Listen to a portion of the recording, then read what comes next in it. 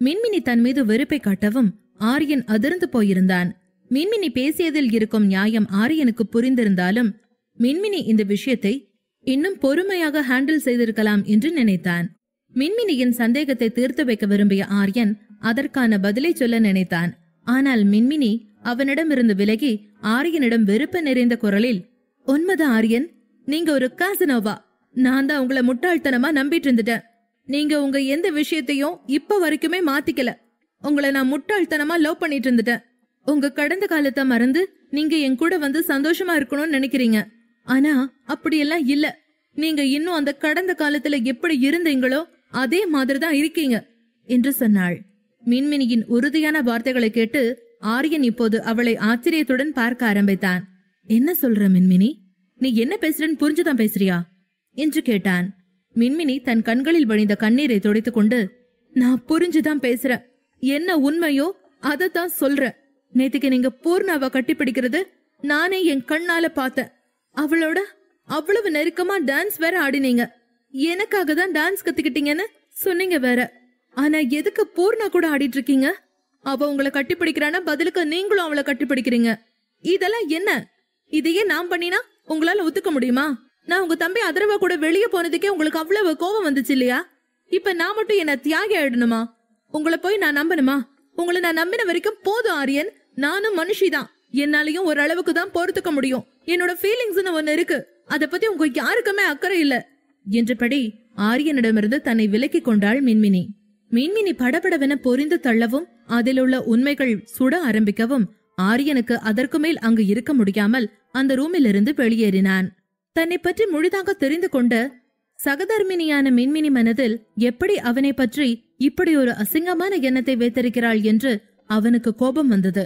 மின்மினி பேசிய வார்த்தைகள் ஒவ்வொன்றும் அவன் மனதிற்குள் நேரடியாக நுழைந்தது.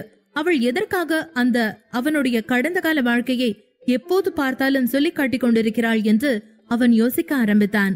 மின்மினி எப்போதில் இருந்து ஆரியனை காதலிக்க ஆரம்பித்திருந்தாளோ ஆரியனும் அப்போதில் இருந்து அவளை மட்டும்தான் உண்மையாக காதலித்துக் கொண்டிருந்தான். தன்னுடைய எதிரிகள் தன்னை பழிவாங்குவதற்கு பதிலாக மின்மினியை டார்ச்சர் செய்ததால் தான் ஆரியனுக்கு மின்மினி மீது அக்கறை வர ஆரம்பித்தது. தன் பொருட்டு இன்னொரு பெண் வேதனைப்படுவதை அவன் மனம் ஏற்றுக்கொள்ளவில்லை. அதே போல ஆட்சி வலுக்கட்டாயமாக செய்து வைத்திருந்த திருமணத்தால் வேறு வழியே இல்லாமல் ஆரியனும் மின்மினியும் தங்களுடைய பெரும்பாலான நேரத்தை ஒருவருக்கொருவர் பகிர்ந்து கொள்ள வேண்டிய நிர்பந்தம் வந்தது. அதனாலேயோ என்னவோ ஆரியன் வெகு விரைவிலேயே மின்மினி அருகில் இல்லாமல் அவன் நாட்கள் விடுவதை அவன் விரும்பவில்லை. அவள் அருகில் இல்லாத நாட்கள் அவனுக்கு நரகமாக இருந்தன. இதெல்லாம் மின்மினியிடம் மட்டுமே ஆரியன் உணர ஆரம்பித்தான். அவன் பல பெண்களோடு பழகி இருந்தாலும் இந்த மாதிரி உணர்வுகள் எல்லாம் மின்மினியிடம் மட்டும்தான் உண்டாகி இருந்தன. மற்றவர்களிடம் இல்லாத ஒரு இன்னசென்ஸ் மின்மினியிடம் இருந்தது. ஆரியன் விரும்பிய முதல் மற்றும் கடைசி பெண்ணும் மின்மினி மட்டும்தான். ஆனால் எந்த பெண்ணை அவன் தன்னை விடவும் மிகவும் நேசித்தானோ அந்த பெண் அவனை ஒரு காசனோவா என்று எவ்வளவு ஈஸியாக சொல்லிவிட்டாள் என்று யோசிக்க ஆரம்பித்தான் ஆரியன். ஆரியனும் மின்மினியும் மாறி மாறி பல்வேறு விதமான யோசனைகளில் அந்த இரவை தனித்தனியே அவரவர் ரூமில் தூங்காமல் கழித்தார்கள். அடுத்த நாள் காலையில் இருவரும் அவரவர் ரூமில் எழுந்தார்கள். ஆச்சி ஐயாவிற்கு இந்த ரூம் மாற்றங்கள் தெரியாது. விஜய் மேலே வரும்போது இருவரும் சரியாக கிளம்பி காலை உணவு சாப்பிட கீழே வந்து கொண்டிருந்தார்கள். பிரேக்ஃபாஸ்ட் சாப்பிட்டு விட்டு மின்மினி காலேஜ் செல்வதற்காக ஆச்சி ஐயாவிடம் சொல்லிவிட்டு வெளியே வந்தாள். அப்போது ஆரியன் அவனுடைய காரை அவள் முன் நிறுத்தி, மினி வா, நான் உன்னை காலேஜ்ல டிராப் பண்றேன் என்று முதல் நாள் இரவு நடந்த எதையும் மனதில் வைக்காதவன் போல மின்மினியிடம் சரண்டர் ஆனான். ஆனால் மின்மினி இன்னமும் ஸ்டபனாக இருந்தாள். இல்ல வேணாம், நீங்க கம்பெனிக்கு போங்க, நான் பழனி அண்ணா கூட எப்பவும் போல காலேஜுக்கு போய்க்கிறேன், அதான் எனக்கு சரியா இருக்கும் என்று சொல்லி ஆரியனுடன் காரில் ஏற மறுத்து பின்பு வேறொரு காரில் அமர்ந்து கொஞ்ச நேரத்தில் அங்கிருந்து கிளம்பினாள். ஆரியன் எதுவும் பேசாமல் அவளையே மௌனமாக பார்த்து கொண்டே இருந்தான். இதை ஆரியன் மட்டுமல்ல, தோட்டத்தில் பூப்பறிக்க வந்த ஆச்சியும் இன்னொரு பக்கத்தில் கொஞ்சம் தொலைவாயிருந்து இதையெல்லாம் பார்த்து கொண்டிருந்தார். புருஷன் பொண்டாட்டி இரண்டு பேருக்கும் நடுவில் ஏதோ தீர்க்க முடியாத சண்டை நடந்திருக்கிறது என்பதை ஆச்சி கொஞ்சம் புரிந்து கொண்டார். இந்த மின்மினிக்கு என்னாச்சு? முன்னெல்லாம் இவங்களுக்குள்ள என்ன சண்டைனாலும் என்கிட்ட தான் ஓடி வந்து தகவல் சொல்வா. இப்ப ரொம்ப அழுத்தமா மாறிட்டாளே. அநேகமா மாசமா இருக்கிற பொண்ணுங்களுக்கும் புருஷனுக்கும் நடுவுல ஒரு கேப் விழும். அதை சரி பண்ண தெரியாம ரெண்டு முழிக்குதுகன்னு நினைக்கிறேன். இருக்கட்டும், எப்படியோ என்கிட்ட வராமையா போயிட போறாங்க என்று சொல்லிக்கொண்டே பூக்களை பறிக்க ஆரம்பித்தார் ஆச்சி. ஆரியன் மின்மினி தன்னை மதிக்காமல் போனதும் காரை கோபமாக திருப்பிக் கொண்டு தன்னுடைய கம்பெனிக்கு போனான். கம்பெனிக்கு போனவன் வாசலில் இருந்தே எல்லோரிடமும் எரிந்து விழுந்தபடி தன்னுடைய கேபினுக்கு போனான். சித்தார்த் ஆரியனின் வினோதமான நடவடிக்கையை பார்த்து கொண்டே இருந்தான். கேபினுக்குள் நுழைந்த ஆரியன் வேக வேகமாக மின்மினிக்கு போன் செய்தான். அவனுக்கு அவள் குரலையாவது கேட்டுவிட வேண்டும் போல இருந்தது. ஆனால் மின்மினி ஆரியனின் கால் வந்த முதல் ரிங்கில் போனை டிஸ்கனெக்ட் செய்தாள். ஆரியனுக்கு இயலாமையும் கோபமும் அதிகமானது. மின்மினி, நீ நிஜமாவே என்னோட லவ்வ சந்தேகப்படுறியா? என்ன வுமனைசர்னு சொல்றியா? நீ என்னோட வாழ்க்கையில வந்ததுக்கு அப்புறம் நான் எந்த பொண்ணையும் தப்பா கூட பார்த்ததில்லடி. அதையும் உனக்கு புரியவே மாட்டேங்குது என்று டேபிளில் இருந்த லேப்டாப்பை விசிறி அடித்தான் ஆரியன். அப்போது பார்த்து சித்தார்த் உள்ளே நுழைந்தான். லேப்டாப் அவன் காலுக்கு கீழ் சுழன்றடித்து நின்றது. சித்தார்த் வந்த வேகத்தில் சுவரோடு ஒண்டிக் கொண்டான். டே ஆரியன், என்னதாண்டா பிரச்சனை உனக்கு என்றபடி குனிந்து லேப்டாப்பை எடுத்தவன் அதனை மேலும் கீழுமாக சரிபார்த்தபடி, மானிட்டர் உடைஞ்சிருச்சு, ரீப்ளேஸ் பண்ணணும். உன் கோவத்தால இன்னைக்கு நம்ம கம்பெனிக்கு நஷ்டம் 2 lakhs என்றான். நேரம் காலம் தெரியாமல் ஜோக் செய்யும் சித்தார்த்தை ஆரியன் கோபமாய் பார்த்தான். பின் என்னடா, காரக்குடியிலிருந்து வந்ததுல இருந்து நீ சரியாவே இல்ல. இன்னைக்கு ஒரு ரகசிய கோபத்தை நம்ம ஸ்டாஃப்ஸ் மேல வேற காட்டுற. சரி, என்னன்னு கேட்கலான்னு உள்ள வந்தா லேப்டாப்ப தூக்கி கடாசுற. உனக்கு யாரு மேல கோபம்? அவங்க கிட்ட அதை சார்ட் அவுட் பண்றதை விட்டுட்டு சம்பந்தம் இல்லாம என்னென்னவோ பண்ணிட்டு இருக்க என்றான் சித்தார்த். கொஞ்ச நேரம் அமைதியாய் இருந்த ஆரியன், சித், உன்கிட்ட ஒண்ணு கேட்கணும், ஒழுங்கா உண்மையா பதில் சொல்லு என்றான். சொல்லு ஆரியன், நம்ம என்னைக்கு போய் சொல்லிருக்கோம் என்று சீரியஸாக காமெடி செய்து கொண்டிருந்த சித்தார்த்தை முறைத்த ஆரியன், நான் ஒரு சிச்சுவேஷன் சொல்றேன், நீ சரியா தப்பான்னு சொல்லுடா. நேத்து காரக்குடியில நான் பூர்ணா கிட்ட நடந்துகிட்டதுல என்ன தப்பு இருக்குன்னு நீ சொல்லு. அத பத்தி உன்னோட ஒப்பீனியன் சொல்லு, இல்லைன்னா என் மண்டை வெடிச்சிரும் என்றான். சித்தார்த் ஆரியனை கவனித்துக் கொண்டே, ஏன், என்னாச்சு, எதுக்கு இப்படி பேசுற? உனக்கும் பூர்ணாவுக்கும் நடுவுல எனக்கு தெரியாம என்ன நடந்துச்சு என்று எதுவும் தெரியாதவன் போல கேட்டான் சித்தார்த். அதர்வா ஏற்கனவே பூர்ணாவுக்கும் ஆரியனுக்கும் நடந்த விஷயத்தை சித்தார்த்திடம் சொல்லியிருந்தான். மின்மினி அதை தவறாக புரிந்து கொண்டதையும் சொல்லி, சித்தனா, நான் ஆரியன் அண்ணாவ அன்னைக்கு தப்பா புரிஞ்சுக்கிட்டேன். உண்மையில தப்பு பூர்ணா கிட்டதான். நான் இப்பதான் அவளோட நிஜமான சுயரூபத்தை புரிஞ்சுக்கிட்டேன். என்ன காப்பாத்த போய் ஆரியன் அண்ணன் இப்ப கெட்ட பேர் வாங்கிட்டாரு. நீங்க அவங்க 2 பேருக்கும் பிரச்சனை வராம பாத்துக்கங்க. என்னால மின்மினி கிட்ட பேச முடியல. நான் சொல்லப்போனா அவ என்ன கண்ணாலேயே பேசாம போயிருன்னு மிரட்டி விட்டுட்டா. நீங்க தான் என்ன நடந்துச்சுன்னு மின்மினிக்கு புரிய வைக்கணும் என்று சித்தார்த்திடம் ஊருக்கு கிளம்பும் போது பொறுப்பை ஒப்படைத்து விட்டான் அதர்வா. சித்தார்த் தனக்கு எதுவும் தெரியாது என்பதை போல சொல்லவும் ஆரியன் ஆஸ்வாசமாக சோஃபாவில் சாய்ந்தபடி, என்னால முடியலடா சாமி, நடந்த விஷயம் எல்லாம் உனக்கு தெரிஞ்சிருக்கும், தெரியாத மாதிரி ஆக்ட் பண்ணாத என்றான். சித்தார்த் அங்கிருந்த ஜக்கில் இருந்த நீரை எடுத்து கிளாஸில் ஊற்றியபடி, இந்தா இத குடி என்று அவன் அருகில் அமர்ந்தான். ஆரியன் அதை ஒரே மூச்சில் குடித்தான். சில்டா என்றபடி சிகரெட்டை பற்ற வைத்த சித்தார்த் அதை ஆரியனிடம் கொடுத்தான். ஆரியன் கைகளில் சிகரெட் புகைந்தது. எனக்கு காம் டவுன் பண்றதெல்லாம் இருக்கட்டும் சார், சொல்லு, நான் பூர்ணாவா காட்டி கொடுக்க நினைச்சது தப்பா என்று கேட்டான். சித்தார்த் தலையை இடதும் வலதுமாக ஆட்டினான். கண்டிப்பா இல்ல டியூட், அதர்வா வாழ்க்கைய நீ தான் காப்பாத்திருக்க. நீ மட்டும் அந்த ரிஸ்க் எடுக்காம போயிருந்தா அதர்வா இன்னமும் பூர்ணாவ பத்தினி தெய்வம்னு பூஜை பண்ணிக்கிட்டு அவளை கல்யாணம் பண்ண தயாராயிருப்பான். நல்ல வேளை நீ அவனோட வாழ்க்கை ஸ்பாயில் ஆகாம காப்பாத்திட்ட என்றான். ஆரியன் சித்தார்த்தை பார்த்து, இல்லடா, நான் அதை பண்ணிருக்க கூடாது, என்கிட்ட தப்பு இருக்கு என்றான். சித்தார்த் ஆரியனை பார்த்து, உன் கண்ட்ரோல்ல இருக்கிற சில விஷயங்களை நீதான் செஞ்சாகணும் ஆரியன். பூர்ணா உன்கிட்ட பப்ளிக்கா ஃபிளர்ட் பண்ணியும் நீ இதை செய்யாம இருந்திருந்தா தப்பு ஓ மேலதான் முடிஞ்சிருக்கும். அதர்வா கூட என்கிட்ட இதைத்தான் சொன்னான் என்றான். ஆரியன் இன்னமும் தலை குனிந்து அமர்ந்திருந்தான். நான் பூர்ணாவை காட்டி கொடுக்க நினைச்சது தப்புன்னு சொல்ல வரல, அத நானே இறங்கி செஞ்சிருக்க வேணாமோன்னு சொல்ல வரேன். அதர்வாவை பூர்ணா கிட்ட இருந்து காப்பாத்த நான் வேற ஏதாவது பண்ணிருக்கலாம். தேவையில்லாம நானே டைரக்டா இறங்கி கொஞ்சம் சீப்பா பிஹேவ் பண்ணிட்டேன் இன்று மெல்லிய குரலில் சொன்னான் ஆரியன். அதை கேட்ட சித்தார்த் ஆரியனை பார்த்து, நீயா இதெல்லாம் பேசுற? எதை பத்தியும் பயப்படாம எல்லா ரிஸ்கும் எடுத்து மத்தவங்க தப்ப வெளியே கொண்டு வரணும்னு நினைக்கிற நீயா இப்படி பேசுற? பூர்ணாக்கும் உனக்கும் நடுவுல எதுவுமே இல்லைன்னு உன் மனசாட்சிக்கு தெரியும்ல ஆரியன். பின்னையே இதெல்லாம் பேசுற? எப்ப இருந்த நீ இப்படியெல்லாம் தத்துவார்த்தமா பேச ஆரம்பிச்ச ப்ரோ என்று கேட்டான் சித்தார்த். ஆரியன், எல்லாம் எனக்கு கல்யாணம் ஆனதுல இருந்துதான் என்று விரக்தியாக சிகரெட்டை ஊதினான். ஓ, நடந்ததுல மின்மினி உன்னை தப்பா நினைச்சிட்டாளா? தங்கச்சி சின்ன பொண்ணு ஆரியா, உட்கார வச்சு பேசி புரிய வை, எல்லாம் சரியாயிடும். உனக்கு நடக்காத பிரச்சனையா? நீயும் மின்மினியும் ஒண்ணு சேரணும்னு முடிவு பண்ணும் போதெல்லாம் நிமிஷா, ஷாலினி, ஜார்ஜினா, மோனலிசான்னு ஒவ்வொரு பொண்ணா வந்து போனாங்க. அதையெல்லாம் சமாளிச்சு தாண்டினவன் தானே நீ. இது சாதாரண விஷயம், சரி பண்ணிடலாம். மினி உன்கிட்ட கோவமா இருக்காளா? நான் தங்கச்சி கிட்ட இதை பத்தி பேசி புரிய வைக்கிறேன். இதெல்லாம் ஒரு இஷ்யூன்னு இதுக்கு போய் கோவப்பட்டு லேப்டாப் உடைச்சு சீன் போட்டுட்ட பாரு என்றான். ஆரியன் சித்தார்த்தை அணைத்து கொண்டு, நீ மட்டும் இல்லனா எனக்கு இருக்கிற ஸ்ட்ரெஸ்ஸுக்கு நான் என்னைக்கும் அட்ரஸ் இல்லாம போயிருப்பேன்டா என்று சொன்னான். சித்தார்த்துடன் பேசிய பிறகு அவன் மனம் கொஞ்சம் லேசாகி இருந்தது. மின்மினியிடம் பேசி இந்த விஷயத்தை சரி செய்து விடலாம் என்ற நம்பிக்கை பிறந்தது. சித்தார்த் அதன் பின்பு கொஞ்ச நேரம் ஆரியனிடம் அலுவலக விஷயமாக பேச ஆரம்பித்தான். இருவரும் தீவிரமாக பேசிக் கொண்டிருக்கும் போது ஆரியனுடைய போன் விடாமல் அடிக்க ஆரம்பித்தது. ஆரியன் போனை எடுத்து காதில் வைத்தான். எதிர்முனையில் ஏதோ சொல்ல சொல்ல முகம் மாறினான். சித்தார்த் ஆரியனின் முகத்தையே பார்த்து கொண்டு சைகையில் யார் என கேட்டான். ஆரியன் அதை கவனிக்காமல் பல்லை கடித்தபடி, உனக்கு கொஞ்சம் கூட அறிவே வேலை செய்யாதா? இதெல்லாம் நடக்கிற வரைக்கும் என்ன மிக்சர் சாப்பிட்டு இருந்தியா? இவ்வளவு பெரிய விஷயம் நடந்துட்டு இருக்கு, அவ்வளவு அசால்ட்டா சொல்ற? உன் கேர்லெஸ்னஸுக்கு நான் பலியாகணுமா? அங்கே இரு, இப்ப நான் வந்து உன்னை கவனிச்சுக்கிறேன் என்றான். அதன் பின் போனை கட் செய்த ஆரியன் அவசர அவசரமாக கிளம்பினான். சித்தார்த் அவனை தடுத்து, என்னடா ஆச்சு? போன்ல யாரு? எதுக்கு இவ்ளோ டென்ஷன் ஆகுற என்று கேட்டான். சூரஜ் தான் கூப்பிட்டான் சித். மின்மினி காலேஜுக்குள்ள கிளாஸுக்குள்ள புகுந்து யாரோ 2 பேர் அவளை கடத்திட்டாங்களாம். சூரஜ் ஆளுங்க கொஞ்ச தூரம் சேஸ் பண்ண ட்ரை பண்ணிட்டு முடியலன்னதும் எனக்கு கூப்பிட்டு சொல்றான். நான் கூட என் போனை அவ எடுக்காம வீம்புக்கு கட் பண்றாளோன்னு நினைச்சேன். ஆனா மின்மினி போனை டிஸ்கனெக்ட் பண்ணினது வேற யாரும் நினைக்கிறேன். உண்மையிலேயே அவ சிக்கல்ல இருக்காடா. பிரெக்னண்டா வேற இருக்கா. எனக்கு பயமா இருக்கு சித்தார்த். எல்லா பிரச்சனையும் முடிச்சிட்டேன்னு நிம்மதியா இருந்தேன். நேத்து காரைக்குடியில கல்யாணத்துல அந்த நவநீத்தை பார்த்தண்டா. அவன் தான் இதுக்கெல்லாம் காரணமா இருப்பான்னு நினைக்கிறேன் என்றபடி காரில் ஏறினான் ஆரியன். சித்தார்த் அவனை தடுத்து, சாவியை கொடு, நான் ஓட்டுறேன் என்றபடி இருவரும் காரில் மின்மினி காலேஜை நோக்கி பறந்தார்கள்.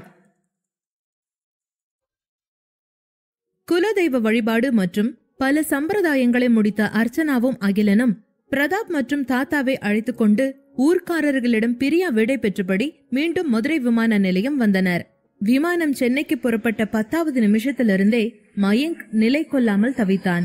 3வது முறையாக சீட் பெல்ட்டை கழற்றிவிட்டு அவன் எழுந்தான்.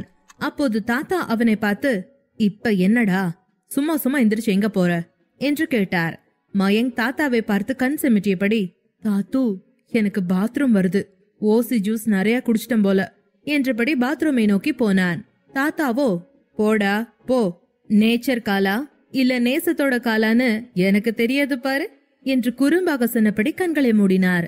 மயங்க் இப்போது தலையை குனிந்து கொண்டு அங்கிருந்து கிளம்பி பாத்ரூமுக்கு போனான். விஷயம் என்னவென்றால், தாரிகா அர்ச்சனாவோடு போய் அமர்ந்து கொண்டதும் மயங்க் பதட்டப்பட ஆரம்பித்தான். முதல் நாளில் இருந்து இருவரும் பேசிக் கொள்ளவில்லை. சண்டை கூட போடாமல் தாரிகா மௌனம் சாதித்துக் கொண்டிருந்தாள்.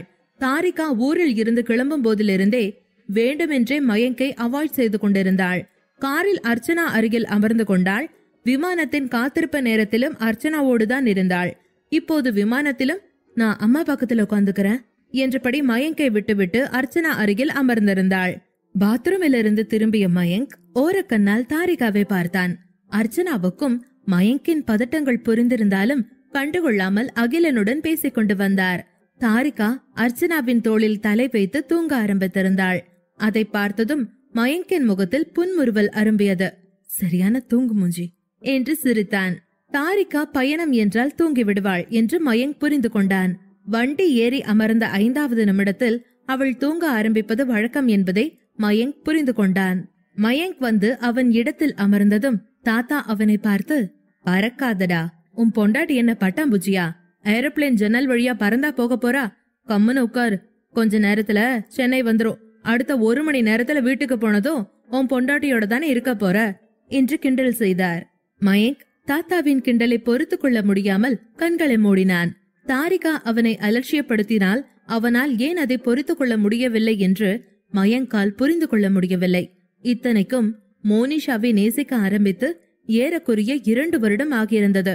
மோனிஷா மீது ஒருதலை காதல், அதன் பின் கெஞ்சல், அதன் பின் இருபக்க காதல் என கொஞ்சம் கொஞ்சமாக அந்த உறவை அவன் வளர்த்து இருந்தான். மோனிஷா கோபப்பட்டால் மயங்க் இந்த அளவிற்கு பதட்டமெல்லாம் ஆனதில்லை. அவளுக்கு ஏதாவது ஒரு காஸ்ட்லி கிஃப்ட் கொடுத்தால் போதும், சரியாகி விடுவாள். ஆனால் இந்த தாரிகா கோபப்படுவதற்கு தான் ஏன் பதட்டமாகிறோம்? எனக்கும் அவளுக்கும் ஒரு பரிச்சயமும் இல்லை. வேண்டா வெறுப்பாக தாலி கட்டி 1 வாரம்தான் ஆகிறது. ஆனாலும் அவள் தன்னை ஏன் இவ்வளவு ஆக்கிரமிப்பு செய்கிறாள் என்று மயங்க் யோசிக்க ஆரம்பித்தான். சென்னை சோழவரம் பழைய ரேஸ்கோர்ஸ் சாலை ஒதுக்குப்புறமாக இருந்த ஒரு பழைய பில்டிங்கில் நவநீத் மோனலிசாவை கண்டபடி எகிரி கொண்டிருந்தான். மோனலிசா, அதான உன் பேரு? நீயும் நானும் ஃப்ரெண்ட்ஸ் தான். ஏன்னா நம்ம 2 பேருக்கும் ஒரே எதிரி அந்த ஆரியன் தான் இல்லைங்கள. ஆனா அதுக்காக என்னோட மின்மினிய நீ கொல்லணும்னு எப்படி நினைக்கலாம் என்று கேட்டான். மோனலிசா அவனை பார்த்து, நவநீத், என்னை என் வேலைய பண்ண விடு. ஆரியனுக்கு வம்சம் தழைக்க கூடாதுன்னு எனக்கு ஆர்டர் வந்திருக்கு. மின்மினி வயித்துல இருக்கிற குழந்தைய கொல்றது என் டாஸ்க். நான் அதத்தான் செய்ய போறேன். அபாஷன் ஆனதுக்கு அப்புறம் அந்த மேனாமினிக்கு மின்மினிய நீ கல்யாணம் பண்ணு, இல்ல என்ன கருமத்தை வேணாலும் பண்ணு. இப்ப என் வேலைய செய்ய விடு என்று பதிலுக்கு எகிரினாள். நவநீத் மோனலிசாவை முறைத்து பார்த்துவிட்டு வயிற்றில் கை வைத்து வலியால் துடித்தபடி கிடந்த மின்மினியை கவலையோடு பார்த்தான். மோனலிசா அவன் தோளில் கை போட்டு, இந்த பொண்ணு உனக்குதான் நவநீத். ஆனா அவ வயித்துல வளர குழந்தை எனக்கானது. என் வேலைய செய்ய விடு என்றாள். நவநீத் மின்மினியை பார்த்து கொண்டே, அவ குழந்தைய இப்படி சித்திரவதை பண்ணி அடிச்சு மிதிச்சுதான் கொல்லணுமா? நான் ஒரு டாக்டர் வர சொல்றேன், அபார்ட் பண்ண சொல்லிடலாம். நீ அவளை அடிக்கிறத பார்த்தா எனக்கு அவ செத்துருவான்னு தோணுது என்று நவநீத் தன்னுடைய போனை ஸ்விட்ச் ஆன் செய்ய போனான். அப்போது மோனலிசா, உனக்கு என்ன மூளை மழுங்கி போச்சா? நீ போன் ஆன் பண்ண அடுத்த செகண்ட் ஆரிய நம்மள ட்ரேஸ் பண்ணிடுவான். நமக்கு இப்போ டாக்டர் எல்லாம் வேண்டியதில்ல. டேப்லெட்ஸ் வாங்கிட்டு வர ஆள் அனுப்பியிருக்கேன். அவ வயித்துல 4-5 குத்து விட்டுருக்கேன். எப்படியும் கரு கலைஞ்சிரும் என்றாள். அவர்கள் இருவரும் பேசுவதை வலியோடு கேட்டுக்கொண்டிருந்த மின்மினி, என் குழந்தை எனக்கு வேணும், என்ன ஒண்ணும் பண்ணிடாத என்று கதற ஆரம்பித்தாள். அப்போது மின்மினிக்கு வயிறு மிகவும் வலிக்க ஆரம்பித்திருந்தது. அப்போது மோனலிசா தன் காலால் அவள் வயிற்றில் மிகவும் பலமாக உதைத்தாள். மின்மினி சுருண்டு படுத்து மயக்கமானாள். மோனலிசாவும் நவநீத்தும் சிகரெட்டை பற்ற வைத்து புகைத்து கொண்டே வாசலை நோக்கி நடந்தார்கள். உன்னோட உலக மகா பேரழகி மயங்கிட்டா. இனிமே எல்லாம் சீக்கிரமே முடிஞ்சிரும். நடக்க வேண்டியது நடந்து முடிஞ்சதும் நீ அவளை தூக்கிட்டு ஸ்ரீலங்காக்கு போயிடு. ஆரியனால கண்டுபிடிக்க முடியாது என்றாள். நவநீத் மோனலிசாவை பார்த்து சிரித்தபடி, நீ கூட அழகாதான் இருக்க மோனா. ஆனா என் மின்மினி மாதிரி கும்பிடுற அழகில்ல, கூப்பிடுற அழகு என்றான். மோனா அவனை பார்த்து முறைத்தாள். மயக்கம் தெளிந்த மின்மினி நவநீத்தும் மோனாவும் பிஸியாக பேசிக் கொண்டிருப்பதை பார்த்தாள். காலேஜிற்குள் நாட் அலவுட் என்பதால் உடைக்குள் மறைத்து வைத்திருந்த தன்னுடைய போனை எடுத்தாள். சிரமப்பட்டு போனை திறந்தவள் எமர்ஜென்சியில் முதலில் இருக்கும் ஆரியனுக்கு கால் செய்தாள். அப்போது நவநீத் மோனலிசாவை தீவிரமாக முத்தமிட்டபடி அவள் ஆடைகளை நீக்க ஆரம்பித்திருந்தான். ஆரியனும் சித்தார்த்தும் காரில் காலேஜ் நோக்கி பறந்து கொண்டிருந்தார்கள். மின்மினியை யாரோ கடத்தி போயிருக்கிறார்கள் என்றதும் ஆரியன் உறைந்து போயிருந்தான். எல்லோருக்கும் போன் செய்து ரகசியமாக இதை விசாரிக்க சொன்னான். ஆரியனுக்கு நவநீத் மீது சந்தேகம் இருந்தது. ஆனால் அவனுடைய போன் ஸ்விட்ச் ஆஃப் என்பதால் அவன் போனை ட்ரேஸ் செய்ய முடியாமல் ஹேக்கர்ஸ் கைவிரித்து விட்டார்கள். சித்தார்த் காரை ஓட்டி கொண்டிருக்க ஆரியனுடைய போனில் அழைப்பு வந்தது. ஆரியன் அது யாரென பார்க்க அது மின்மினியின் நம்பர் என்பது புரிந்ததும் வேகமாக போனை எடுத்ததும், மினி என்னாச்சு, எங்க இருக்க என்று கேட்டான்.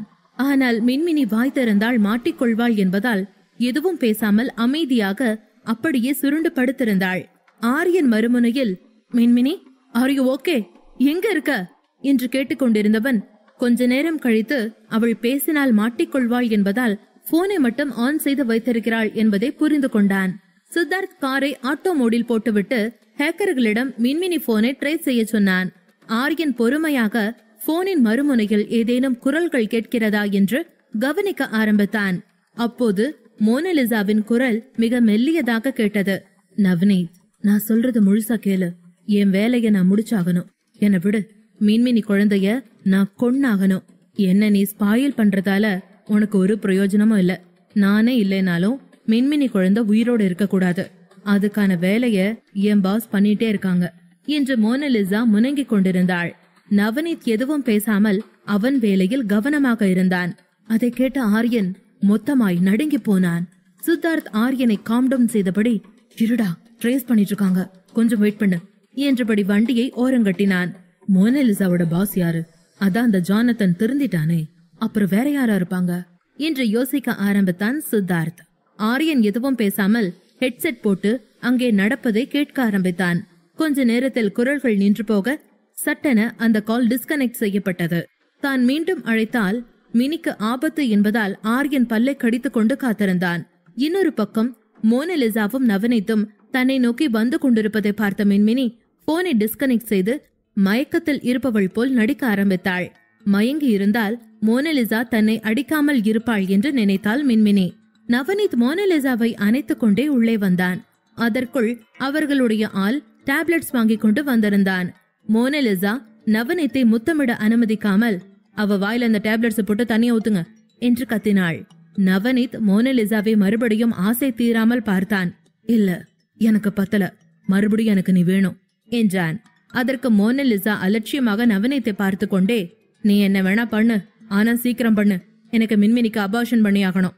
லேட் பண்ண நமக்கு ரிஸ்க் அதிகம். இந்நேரம் நாம இவளை கடத்திட்டோன்னு ஆரியனுக்கு தகவல் போயிருக்கும். நம்ம இடத்த கண்டுபிடிச்சு ஆரியன் வந்துட்டானா என்ன உயிரோட விட மாட்டான் என்றாள். அதை கேட்ட நவநீத், மோனா, நீ டென்ஷன் ஆகாதேன்னு சொல்றேன்ல, அவளை நான் என்னோட கூட்டிட்டு போயிடுறேன். அதுக்கப்புறம் அவளோட குழந்தைய அபார்ஷன் பண்ணிடுறேன் என்று மின்மினியை பார்த்து கொண்டே சொன்னான் நவநீத். அதை கேட்ட மோனலிசா சிரித்து கொண்டே, இத நீ செய்ய நான் ஒத்துக்கவே நினைக்கிறியா? இவ வயிற்றுக்குள்ள இருக்கிற குழந்தை கோடிக்கணக்கான சொத்துகளுக்கு சொந்தக்கார குழந்தை. அத நானே என் கையால கொன்னு அந்த ப்ரூஃபோட நான் என் பாஸ் கிட்ட போயாகணும்.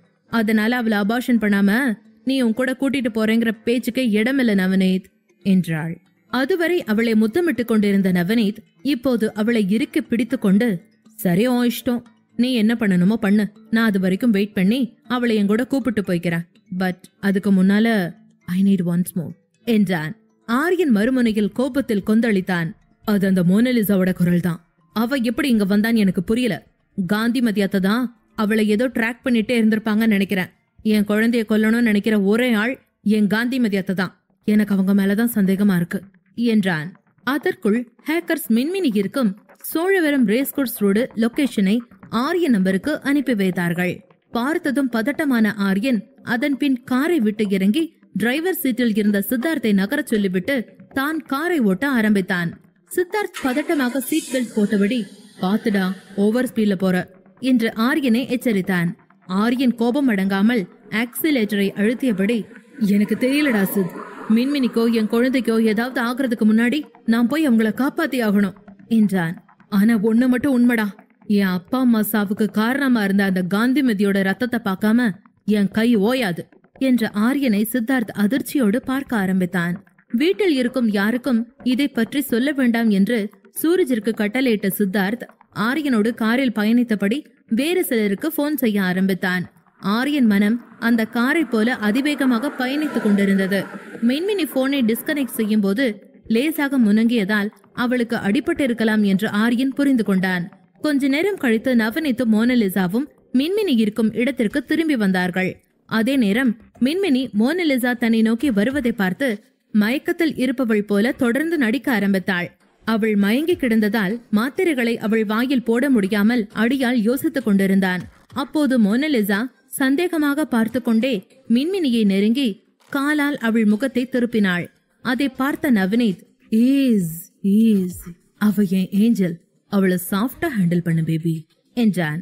அந்த நேரம் பார்த்து மோனலிசாவின் போன் ஒலிக்க ஆரம்பித்தது. மோனா தன்னுடைய ஆட்களை வெளியே இருக்க சொல்லி சைகை காட்டிவிட்டு போனை அட்டன் செய்தாள். மறுமுனையில், எங்க அந்த மேனா மினிக்கே என்று கேட்டது ஆரியனின் அத்தை காந்திமதியேதான். மேம், அவ என் கூட தான் இருக்கா. நீங்க சொல்ற விஷயத்த தான் நான் ட்ரை பண்ணிட்டு இருக்கேன். அடிச்ச அடியில மயங்கிட்டா. கொஞ்ச நேரத்துல விஷயத்த முடிச்சிட்டு ப்ரூஃபோட வரேன் என்றாள் மோனா. சற்று நேரம் அமைதியா இருந்த காந்திமதி, சரி, நீ போய் ரொம்ப நேரம் ஆச்சு, ஆரியன் அந்த இடத்த கண்டுபிடிச்சு வர்றதுக்குள்ள அவளை இங்க கூட்டிட்டு வந்துரு என்றாள். அப்போது மோனா நவநீத்தை பார்த்து புன்னகைத்தபடி, அவளை நவநீத் வேணும்னு கேக்குறா மேடம். நமக்கு தேவை அவ குழந்தை தானே. நான் அதை கொன்னு அந்த பிண்டத்தை கொண்டு வரேன். அதுக்கப்புறம் நவநீத் அவனோட தெய்வீக காதலிய அவங்க கூட கூட்டிட்டு போகணுமா. என்கிட்ட கால்ல விழுந்து கெஞ்சி கேக்குறா மேம் என்றாள். அப்புராணி மாதிரி நடிக்கிறவளுக்கு தான் ஊரெல்லாம் புருஷங்க இருப்பாங்க. அதுக்கு ஒன்னும் குறைச்சல் இல்ல. ஒழுங்கா அங்கிருந்து அவளை கூட்டிட்டு இங்க வா, இல்லன்னா உன் குடிமை என் கையில, அத மறந்துடாத என்று மிரட்டினாள். நவநீத் மோனாவை நெருங்கி, என்ன சொல்றாங்க உன் பாஸ் என்று கேட்டான். அதனால் எரிச்சலில் இருந்த மோனா, பேசாத, உன்னோட நான்சென்ஸ் லவ்வால நான் என் பாஸ் கிட்ட திட்டு வாங்க வேண்டி வந்துருச்சு. இவளை பத்தி இனிமே பேசாத, மொத்தமா மறந்துரு. நான் அந்த காந்திமதி கிட்ட சிக்கிக்கிட்டு தவிக்க காரணமே இவதான் என்று மின்மினி வயிற்றில் மீண்டும் ஒருமுறை உதைத்தாள் மோனலிசா. அந்த முறை மின்மினி வலி தாங்காமல் அலறினாள். அம்மா, என்னால முடியல, என்னை என் குழந்தையும் விட்டுருங்க, ஆரியனை விட்டுட்டு போயிடுற. எனக்கு அவங்க சொத்தும் வேணாம், சுகமும் வேணாம், எனக்கு என்னோட குழந்தை உயிரோட வேணும் என்று வயித்தை பிடித்துக் கொண்டு அழுதாள் மின்மினி. மின்மினி வலியால் துடித்தபடி மோனலிசா கால்கள் தன் வயிற்றில் படாதவாறு பார்த்து கொண்டாள். என்ன விற்ற மோனலிசா, எனக்கு ஆரியனும் வேணாம், அவங்க விட்டு சொத்து சுகமும் வேணாம், நான் பட்ட வரைக்கும் போதும், நான் ஆரியனை விட்டு விலகிடுற, என்னையும் என் குழந்தையும் விட்டுரு என்று கதறினாள் மின்மினி. அதை பார்த்த மோனலிசா சிரித்துக் கொண்டே, ஓ இன்னசென்ட் டிராமாலாம் என்கிட்ட காட்டாத மின்மினி, எல்லாம் முடிஞ்சிருச்சு. உன்னை நம்ப நான் என்ன முட்டாளா? உன்னை உள்ளங்கையில வச்சு தாங்குற ஆரியனை விட்டுட்டு நீ போக போறியா? அதுவும் அத்தனை கோடி சொத்தையும் விட்டுட்டு. நீ என்ன சொன்னாலும் அதை நம்ப நான் ஒன்னும் உன் முட்டாள் புருஷன் ஆரியன் இல்ல மின்மினி என்றாள். மின்மினிக்கு கண்ணீர் வந்தது. உண்மையிலேயே அவள் மிகவும் மனம் வெறுத்துத்தான் போயிருந்தாள். அந்த நிமிடம் அவளுக்கு அவளுடைய குழந்தையை காப்பாற்றினால் போதும் என்றுதான் இருந்தது. இல்ல, என்ன கஷ்டப்படுத்தாத, நீ என்ன சொல்றியோ அதை நான் செய்யறேன், எங்க போக சொல்றியோ போயிடுற, என் குழந்தைய மட்டும் ஒன்னும் பண்ணிடாத என்று வலியோடு முனங்கினாள் மின்மினி. மோனா இப்போது உக்கிரமாக இருந்தாள். என் வேலை உன் குழந்தைய அழிக்கிறது தான், வாய தர, இந்த மாத்திரையை போட்டு தண்ணிய குடி என்றாள். மின்மினி கீழே கிடந்தபடி சுற்றி அருகில் ஏதாவது கிடைக்குமா என்று தேடினாள். எதுவும் இல்லை. கொஞ்ச தூரத்தில் சிமெண்ட் நிரப்பி கட்டிடம் கட்ட ஏதுவாக நீர் ஊற்றி வைக்கப்பட்ட இடம் இருந்தது. பல்லை கடித்து வலியை பொறுத்து கொண்டு எழுந்து உட்கார்ந்தாள். மின்மினி அந்த அடியாள் அருகில் வர வர பின்னாடியே நகர்ந்து அந்த சிமெண்ட் கரைசலை நோக்கி போனாள். சரி, நீ சொல்றபடி நான் மாத்திரையை சாப்பிடுறேன், அதுக்கப்புறம் என்ன விட்டுடுவியா? எனக்கு ஆரியன் கூட இருக்க பிடிக்கல, நான் எங்கேயாவது போயிடுற என்றாள். அதை கேட்ட நவநீத் ஆனந்தமாய் புன்னகைத்தான். எனக்கு தெரியும் மின்மினி, அவன் உன்னை சந்தோஷமா வச்சிருந்திருக்க மாட்டான். அவங்க வீட்டு பர்னிச்சர்ஸ்ல ஒன் ஆஃப் த பர்னிச்சரா உன்னை யூஸ் பண்ணிட்டு இருந்திருப்பான். நீ ஏன் வேற எங்கேயோ போற? ஏன் கூட வந்துரு, நான் உன்னை மகாராணி மாதிரி பாத்துக்கிறேன் என்றான். அதன் பின் அந்த அடியாளிடமிருந்து மாத்திரைகளை வாங்கிய நவநீத் அதை எடுத்துக்கொண்டு மின்மினி அருகே வந்தான். இப்பதான் நீ மெச்சூர்டா பிஹேவ் பண்ற மின்மினி. அவங்களுக்கு தேவை ஆரியனோட குழந்தைதான். நீ இந்த பில்ஸ சாப்பிடு, கொஞ்ச நேரத்துல உனக்கு அபார்ட் ஆயிடும். நான் அதுக்கப்புறம் உன்னை ஸ்பெஷல் டாக்டர்ஸ வர வச்சு பாத்துக்கிறேன். ஆரியனே உனக்கு வேணாம்னு நீ முடிவு பண்ணதுக்கு அப்புறம் அவன் குழந்தைய மட்டும் எதுக்கு சுமந்துகிட்டு அழிச்சிரு. இந்தா, இந்த டேப்லெட்ஸ போட்டு முழுங்கி உன்னோட குழந்தைய இந்த பூமிக்கு வர்றதுக்கு முன்னாடியே தலைமுழுகிரு என்றான். மோனா எரிச்சலோடு இந்த காதல் டிராமாவை பார்த்து கொண்டிருந்து விட்டு, நவ்னீத், நீ ரொம்ப சினிமா பாக்குறேன்னு நினைக்கிறேன், முதல்ல மாத்திரையை கொடு, அப்புறமா அடுத்ததை பிளான் பண்ணலாம் என்றாள். நவநீத் மாத்திரையை கொடுத்து தண்ணீர் பாட்டிலை அவள் வாயில் ஊற்ற தயாராயிருந்தான். மின்மினி அந்த மாத்திரைகளை புன்னகைத்துக் கொண்டே வாங்கினாள். நவநீத் அவள் புன்னகைக்கு காதல் என்று அர்த்தம் கற்பித்துக் கொண்டான். அந்த மாத்திரைகள் எல்லாவற்றையும் பிரித்து உள்ளங்கையில் மின்மினி வைத்துக் கொண்டு ஒரு நிமிடம் கண்களை மூடினாள். நவநீத் புன்னகையோடு திரும்பி மோனலிசாவை பார்த்தான். பாத்தியா பேப், என் டார்லிங், நான் சொன்னதும் உடனே டேப்லெட்ஸ் போட சரி நொத்துக்கிட்டா. நீதான் தேவையே இல்லாம அவளை காயப்படுத்திட்ட என்றான். அந்த ஒரு நொடி மின்மினிக்கு போதுமானதாக இருந்தது. கையில் இருந்த எல்லா மாத்திரைகளையும் அருகில் இருந்த சிமெண்ட் கலவைக்குள் போட்டாள். அதை பார்த்த மோனலிசா முகம் மாறினாள். நவநீத்தை பலம் கொண்ட மட்டும் அவன் ஆணுறுப்பை நோக்கி குறிவைத்து அருகில் இருந்த மம்பட்டியால் தாக்கினாள் மின்மினி. அந்த தாக்குதலை எதிர்பார்க்காத நவநீத் சுருண்டு கீழே அமர்ந்தான். உனக்கு எவ்வளவு திமிரு! அந்த காந்திமதி கிட்ட நான் சிக்காம இருந்திருந்தா இந்நேரம் உன்னை கொன்னு போட்டிருப்பேன். அந்த ஆரியனை சுட தெரிஞ்ச எனக்கு உன்னை சுட தெரியாதா? இரு, உன்னை நான் காந்திமதி கிட்ட கொண்டு போய் விட்டதுக்கு அப்புறம் கொஞ்சம் கொஞ்சமா கீறி கீறி சாவடிக்கிறேன் என்றபடி மோனலிசா கோபமாய் மின்மினியை நோக்கி வேகமாக வந்தாள். அப்போது அங்கே கார்கள் வந்து நிற்கும் சத்தம் கேட்டது. மோனலிசா கொஞ்ச நேரம் குழம்பி போய் நின்றாள். ஒருவேளை காந்திமதி வந்து விட்டாரோ என்று அவள் நினைக்கையில் 20க்கும் மேற்பட்ட பாடி கார்ட்கள் அந்த இடத்தை சூழ்ந்தனர். மின்மினிக்கு தாகத்தால் தொண்டை வறண்டு கொண்டிருந்தது. இருந்த சக்தியை திரட்டி நவநீத்தை அடித்திருந்ததால் மின்மினி மயங்கி கீழே விழுந்தாள். பாடிகார்ட்ஸ் தன்னை சூழ்ந்து நின்றதும் மோனலிசா திகைத்து போய் அவர்கள் யார் என பார்க்க, அப்போது ஆரியன் ஒரு புயலை போல வேகமாக உள்ளே நுழைந்தான். ஆரியனை பார்த்ததும் மோனலிசாவின் முகம் மாறியது. வேகமாய் ஓட ஆரம்பிக்க ஆரியன் உள்ளே வந்ததும் அவன் கண்கள் முதலில் மின்மினியை தான் தேட ஆரம்பித்தது. மின்மினி கீழே கிடந்தாள். ஆரியனை பார்த்த நவநீத் எழுந்து ஓட முயற்சித்தான். சித்தார்த் அடியாட்களிடம் கண் காட்ட அவர்கள் மோனலிசாவை துரத்தி பிடித்தனர். ஆரியன் நவநீத்தை நோக்கி ஆத்திரமாக பாய்ந்தான். சூரஜ் அதற்குள் உள்ளே வந்திருந்தான். நவநீத்தை ஆரியனிடமிருந்து பிரித்து தானே அடிக்க ஆரம்பித்தான். ஆரியனின் பார்வை மோனலிசாவிடம் சென்றது. வேகமாக அவளிடம் சென்றவன், உன்னை ஒரு பொண்ணாச்சு நினைச்சு மன்னிச்சு விட்ட. ஆனா நீ ஒரு ஆம்பளை கூட பண்ண துணியாத வேலைய பண்ண ஆரம்பிச்சிட்டல. ஒரு குழந்தைய அது வயித்துக்குள்ள இருக்கும் போதே நீ கொல்லணும்னு நீ யோசிக்கிறேனா நீ எவ்வளவு பெரிய ராட்சசியா இருப்ப. அதுவும் ஏன் குழந்தைய கொல்ல நீ நினைச்சிட்டல. பிரச்சனை உனக்கும் எனக்கும் தாண்டி. எதுக்காக என் வைஃப் மேல கை வச்ச என்றபடி அவளை தாறுமாறாக அறைந்தான் ஆரியன். சூரஜ் மற்ற ஆட்கள் உதவியோடு நவநீத்தை அடித்து காரில் ஏற்றினான். சித்தார்த் ஆரியனிடம், நீ மின்மினியை போய் பாரு, அவளை கார்ல படுக்கவை, நாம ஹாஸ்பிட்டல் போனோம் என்றான். சித்தார்த் மோனலிசாவை கையாள ஆரம்பிக்க ஏற்கனவே ஆரியன் அறைந்ததில் மோனலிசா வாயில் ரத்தம் வழிந்திருந்தது. என் தங்கச்சிய சித்திரவதை பண்ண ஒண்ணு ஆரஞ்சா மட்டும் போதாது என்றபடி மோனலிசாவின் கையை மலாரென முறித்தான். மோனலிசா வலியில் அலறினாள். அதற்குள் ஆரியன் மின்மினியை தூக்கினான். மினி மினி, உனக்கு ஒண்ணும் இல்லம்மா, நான் வந்துட்டேன். இப்ப 10 நிமிஷத்துல நம்ம ஹாஸ்பிட்டல் போயிடலாம் என்றபடி அவளை ஏந்த மின்மினி அரை மயக்கத்தில், என் குழந்தை எனக்கு வேணும் ஆரியன். உங்க காசோ பணமோ எனக்கோ என் குழந்தைக்கோ வேண்டியதில்ல. என்னை இப்படியே விட்டுருங்க. உங்க எதிரிங்களால நானும் என் குழந்தையும் பட்ட கஷ்டம் எல்லாம் போதும். என்னை விட்டுருங்க ஆரியன். உங்களை கையெடுத்து கெஞ்சி கேக்குற. எனக்கு உங்க சொத்தும் வேணாம், எதுவும் வேணாம். என்னையும் என் பிள்ளையும் எப்படியாவது காப்பாத்திருங்க. நாங்க இனிமே உங்க பக்கமே வராம வாழ்ந்துக்கிறோம் என்று ஆரியன் கைக்குள் இருந்தபடி கெஞ்ச ஆரம்பித்தாள். மின்மினியை அப்படி பார்த்ததும் ஆரியன் மொத்தமாய் உடைந்து போனான். கண்களில் நீர் வழிய, இல்லம்மா, என் மேலதாமா தப்பு. நீ சொன்னது எல்லாமே உண்மைதாமா. என்னால நீ ரொம்ப கஷ்டப்பட்டுட்ட. இனிமே நீ என்ன சொன்னாலும் நான் கேக்குறேன் என்றபடி அவளை ஜாக்கிரதையாக ஏந்தி கொண்டு காரில் கிடத்தினான். மின்மினி ஆரியன் காலரை பிடித்தாள். என் குழந்தைக்கு ஏதாவது ஆச்சு, நான் செத்துருவேன் ஆரியன் என்றபடி மயங்கினாள். ஆரியன் கண்ணீரோடு அவள் உச்சியை முத்தமிட்டு, உங்க 2 பேருக்கும் எதுவும் ஆகாம நான் பாத்துக்கிறேன் என்றபடி கார் கதவை மூடிவிட்டு டிரைவர் சீட்டில் தாவி ஏறினான். வழியெல்லாம் மின்மினி அரை மயக்கத்தில் ஏதேதோ பேசிக்கொண்டே வந்தாள். நான் அந்த மோனலிசாக்கு என்ன கெடுதல் பண்ணின, காந்திமதி அம்மாவுக்கு என்ன கொடுமை செஞ்ச, என் பிள்ளை இன்னும் பிறக்க கூட இல்ல, அதுக்குள்ள அதை கொல்லணும்னு நினைக்கிறாங்களே என்று பாதி மயக்கத்தில் புலம்பினாள் மின்மினி. ஆரியனால் மின்மினியின் வார்த்தைகளையோ அவளது புலம்பல்களையோ தாங்க முடியவில்லை. 1 மணி நேரத்தில் போக வேண்டிய ஹாஸ்பிட்டலை அரை மணி நேரத்தில் அடைந்திருந்தான். அவளை எமர்ஜென்சி வார்டில் விட்டான். கௌரி பரமசிவமும் அங்கே வந்தார்கள். மின்மினி மயக்கத்தில் இருந்தாள். ஆண்டி, மின்மினிக்கு என்னாச்சுன்னு பாருங்க. என் குழந்தை மறுபடியும் எங்களை தேடி வந்திருக்கு.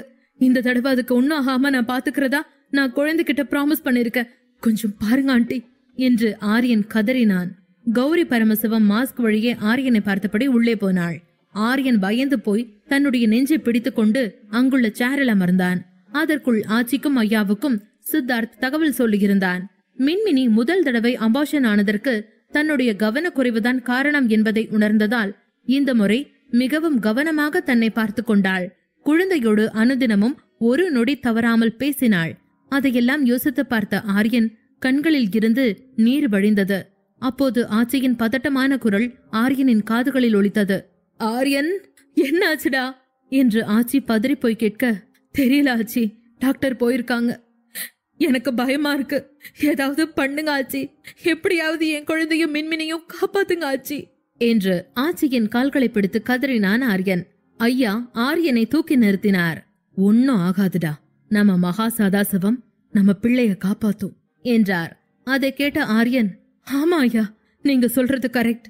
நான் என் அப்பா அம்மா இருந்ததுக்கு அப்புறம் சாமி கும்பிடுறத நிறுத்தி இருந்தேன். நான் போறேன். அந்த கடவுள் தான் நடந்த எல்லாத்துக்கும் காரணம்.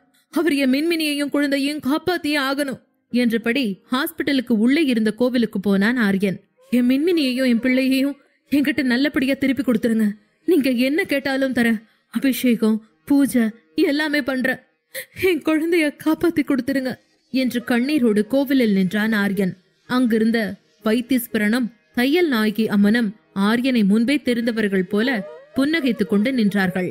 ஆமாம், ஆரியன் மோனலிசாவால் சுடப்பட்டு இந்த ஹாஸ்பிட்டலில் உயிருக்கு போராடி கொண்டிருந்த போது மின்மினி இதே கோவிலில் ஒரு சொட்டு நீர் கூட குடிக்காமல் ஆரியனுக்காக வேண்டிக் கொண்டு விரதம் இருந்தாள். இன்று ஆரியன் அந்த இடத்தில் நின்று கொண்டு மின்மினிக்காக வேண்டிக் கொண்டிருந்தான். தையல் நாயகி அம்மன் சிறுசில் இருந்த மல்லிகை பூ கீழே விழுந்தது. அது ஆரியன் கண்ணில் பட்டது. சட்டென அவன் உடல் சிலிர்த்தது. ஐயர் எதுவும் பேசாமல் அமைதியாக கண்ணீர் விட்டு கொண்டிருக்கும் ஆரியனிடம் அந்த பூவை கொடுத்தார். யாருக்கோ உடம்பு சுகமில்லைன்னு வந்திருக்கேள். இந்த லோகத்துக்கே வைத்தியம் பாக்குற வைத்தீஸ்வரன் உங்க வேண்டுதல கேட்டுட்டார். சொந்தக்காரங்களை கண்டிப்பா காப்பாத்துவாரு. அம்மா ஏற்கனவே உத்தரவு கொடுத்துட்டா. நிம்மதியா நீங்க போய் அவளை பாருங்கோ என்றபடி ஆரியன் நெற்றியில் திருநீர் பூசினார். ஆரியன் பவ்யமாக அந்த பூவையும் விபூதியையும் வாங்கிக் கொண்டு வேகமாக மின்மினி இருந்த இடத்திற்கு ஓடினான். ஆச்சியும் ஐயாவும் பதட்டமாக அமர்ந்திருந்தார்கள். விஷயம் கேள்விப்பட்டு ஐயாவின் நண்பரும் சித்தார்த்தின் தாத்தாவுமான மகாதேவனும் அவனுடைய அம்மா யசோதாவும் ஹாஸ்பிட்டலுக்கு வந்துவிட்டனர். அவர்கள் இருவரும் மற்றவருக்கு ஆறுதல் சொல்லிக் கொண்டிருந்தனர். நெற்று நிறைய திருநீரும் கை நிறைய கோவில் பூக்களும் பிரசாதமும் எடுத்துக்கொண்டு ஆரியன் வருவதை பார்த்த ஐயா மனம் நெகிழ்ந்தார். ஈஸ்வரா, என் பேரை முழுசா திருந்திட்டேன் நம்புறேன். அவனை ரொம்ப கஷ்டப்படுத்தாத. எங்க வம்சத்தை இந்த தடவையாவது வளர விடு என்று மனதார வேண்டினார். அப்போது அரைக்கதவு திறந்து டாக்டர் கௌரி வெளியே வந்தார். ஆரியனை அப்படி பார்த்து ஆச்சரியப்பட்ட கௌரி ஆச்சியிடம் திரும்பினார். ஆச்சி, என்னாச்சு கௌரி? என் பேத்தியும் குழந்தையும் நல்லா இருக்காங்கல்ல? யாருக்கும் எதுவும் ஆகலல்ல என்று கேட்டார். ஆரியன் பதட்டமான கௌரியின் முகத்தை பார்த்து கொண்டிருந்தான். ஐயாவும் கவலையோடு கௌரியை பார்த்தார். மின்மினிக்கு அடி கொஞ்சம் அதிகமா விழுந்திருக்கு. அவ அதிர்ச்சியா வேற இருக்கா. ஆனா ஆச்சரியமான விஷயம் என்னன்னா, அவ வாங்கின ஒவ்வொரு அடியவும் அவ கூட சேர்ந்த அந்த குழந்தையும் தாங்கி இருக்கு. இவ்வளவு அடி வைத்து காயத்தை பாக்குறப்ப 3 மாச குழந்தை எப்பவோ கலைஞ்சு போயிருக்கணும். நாம இதுக்கு முன்னால கொடுத்த ஸ்பெஷல் கேரா இல்ல கடவுளோட மிராக்கலான்னு எனக்கு எதுவும் புரியல. ஆனா குழந்தைக்கு ஒண்ணும் ஆகல, ஆரோக்கியமா இருக்கு. மின்மினி நடக்க கூடாது, அவ பெட் ரெஸ்ட்ல தான் இருக்கணும். செடேட்டிவ் கொடுத்திருக்கோம் என்றவர் ஆரியன் பக்கம் கோபமாய் திரும்பினார். அன்னைக்கு அவ்வளவு சொன்னேன்ல ஆரியன், எதுக்காக இந்த டைம்ல காலேஜுக்கு தனியா அனுப்புற? உன் குழந்தை மேல உனக்கே அக்கறை இல்லனா நான் மட்டும் எதுக்காக போராடி காப்பாத்தணும்னு எதிர்பார்க்கிற ஆரியன் என்று சீறினார். அவர் 2 தடவை யமனை பாத்துட்டு ஆரியன், இனிமே அவளை நீ பத்திரமா பாத்துப்பேன்னு எனக்கு தோணல. ஆச்சி, மின்மினி நம்ம ஹாஸ்பிட்டல்லயே இருக்கட்டும். என்னோட டைரக்ட் கேர்ல அவளை நான் பாத்துக்கிறேன். அவளுமே மயக்கத்துல என்ன விட்டுருங்க ஆரியன், நான் போயிடுறேன், எனக்கு உங்க காசு பணம் எதுவும் வேணான்னு அழறா. எனக்கு எதுவுமே புரியல. அவளுக்கு கவுன்சிலிங் வேற கொடுக்கணும் என்றார். ஆச்சியும் ஐயாவும் அதை கேட்டு அதிர்ந்து போய் நின்றார்கள். டாக்டர் கௌரி மென்மையான குரலில், அவ இப்ப ரொம்ப அதிர்ச்சியில இருக்கான்னு நினைக்கிறேன். ஆரியனை பார்க்க மாட்டேன்னு சொல்லிட்டா. என் குழந்தை பிறக்கும் போதே கோடீஸ்வர குழந்தைன்னு தானே அதை கொல்லணும்னு நினைக்கிறாங்க. நான் என் பிள்ளைய ஏழையாவே வளர்த்துக்கிறேன், நான் திரும்ப கோயம்புத்தூருக்கே போறேன்னு அவ அழறா. கொஞ்சம் அவ சமாதானம் ஆகட்டும், அது வரைக்கும் நீங்க யாரும் அவளை பார்க்க வேண்டாம் என்றார். ஆச்சி அதை தாங்கிக் கொள்ள முடியாமல், கௌரி இப்ப என்ன பண்றது என்று கேட்டார். ஐயா ஆரியனை பார்க்க ஆரியன் அவன் கையில் இருந்த கோயில் பிரசாதத்தை இருக்க பிடித்து கொண்டு நின்றான். ரூம் வாசல்ல செக்யூரிட்டி போடுங்க, போதும். அவ இப்ப தூங்குறா, கொஞ்சம் தள்ளி நின்னு பாருங்க. 2-3 நாள் அவ இங்க இருக்கட்டும், நான் பாத்துக்கிறேன். உமையாள் மருமக எனக்கும் தான் மருமக, நான் பாத்துக்கிறேன் என்றார் கௌரி. அதன் பின் ஆச்சியும் ஐயாவும் ரூமுக்கு போய் பார்க்க மின்மினி உடலெல்லாம் காயங்களோடு தூங்கிக் கொண்டிருந்தாள். அவள் கண்களில் நீர் வழிந்திருந்தது. என் குழந்தை, என் குழந்தை என்று முனங்கினாள். ஆச்சியால் அதற்கு மேல் மின்மினியை பார்க்க முடியாமல் ஐயாவை அழைத்துக் கொண்டு வெளியே வந்தார். ஆரியன் மெதுவாய் அவளை நெருங்கினான். ஐ எம் சாரி மின்மினி, என்னாலதான் உனக்கு இப்படி ஆயிடுச்சு என்று கலங்கினான்.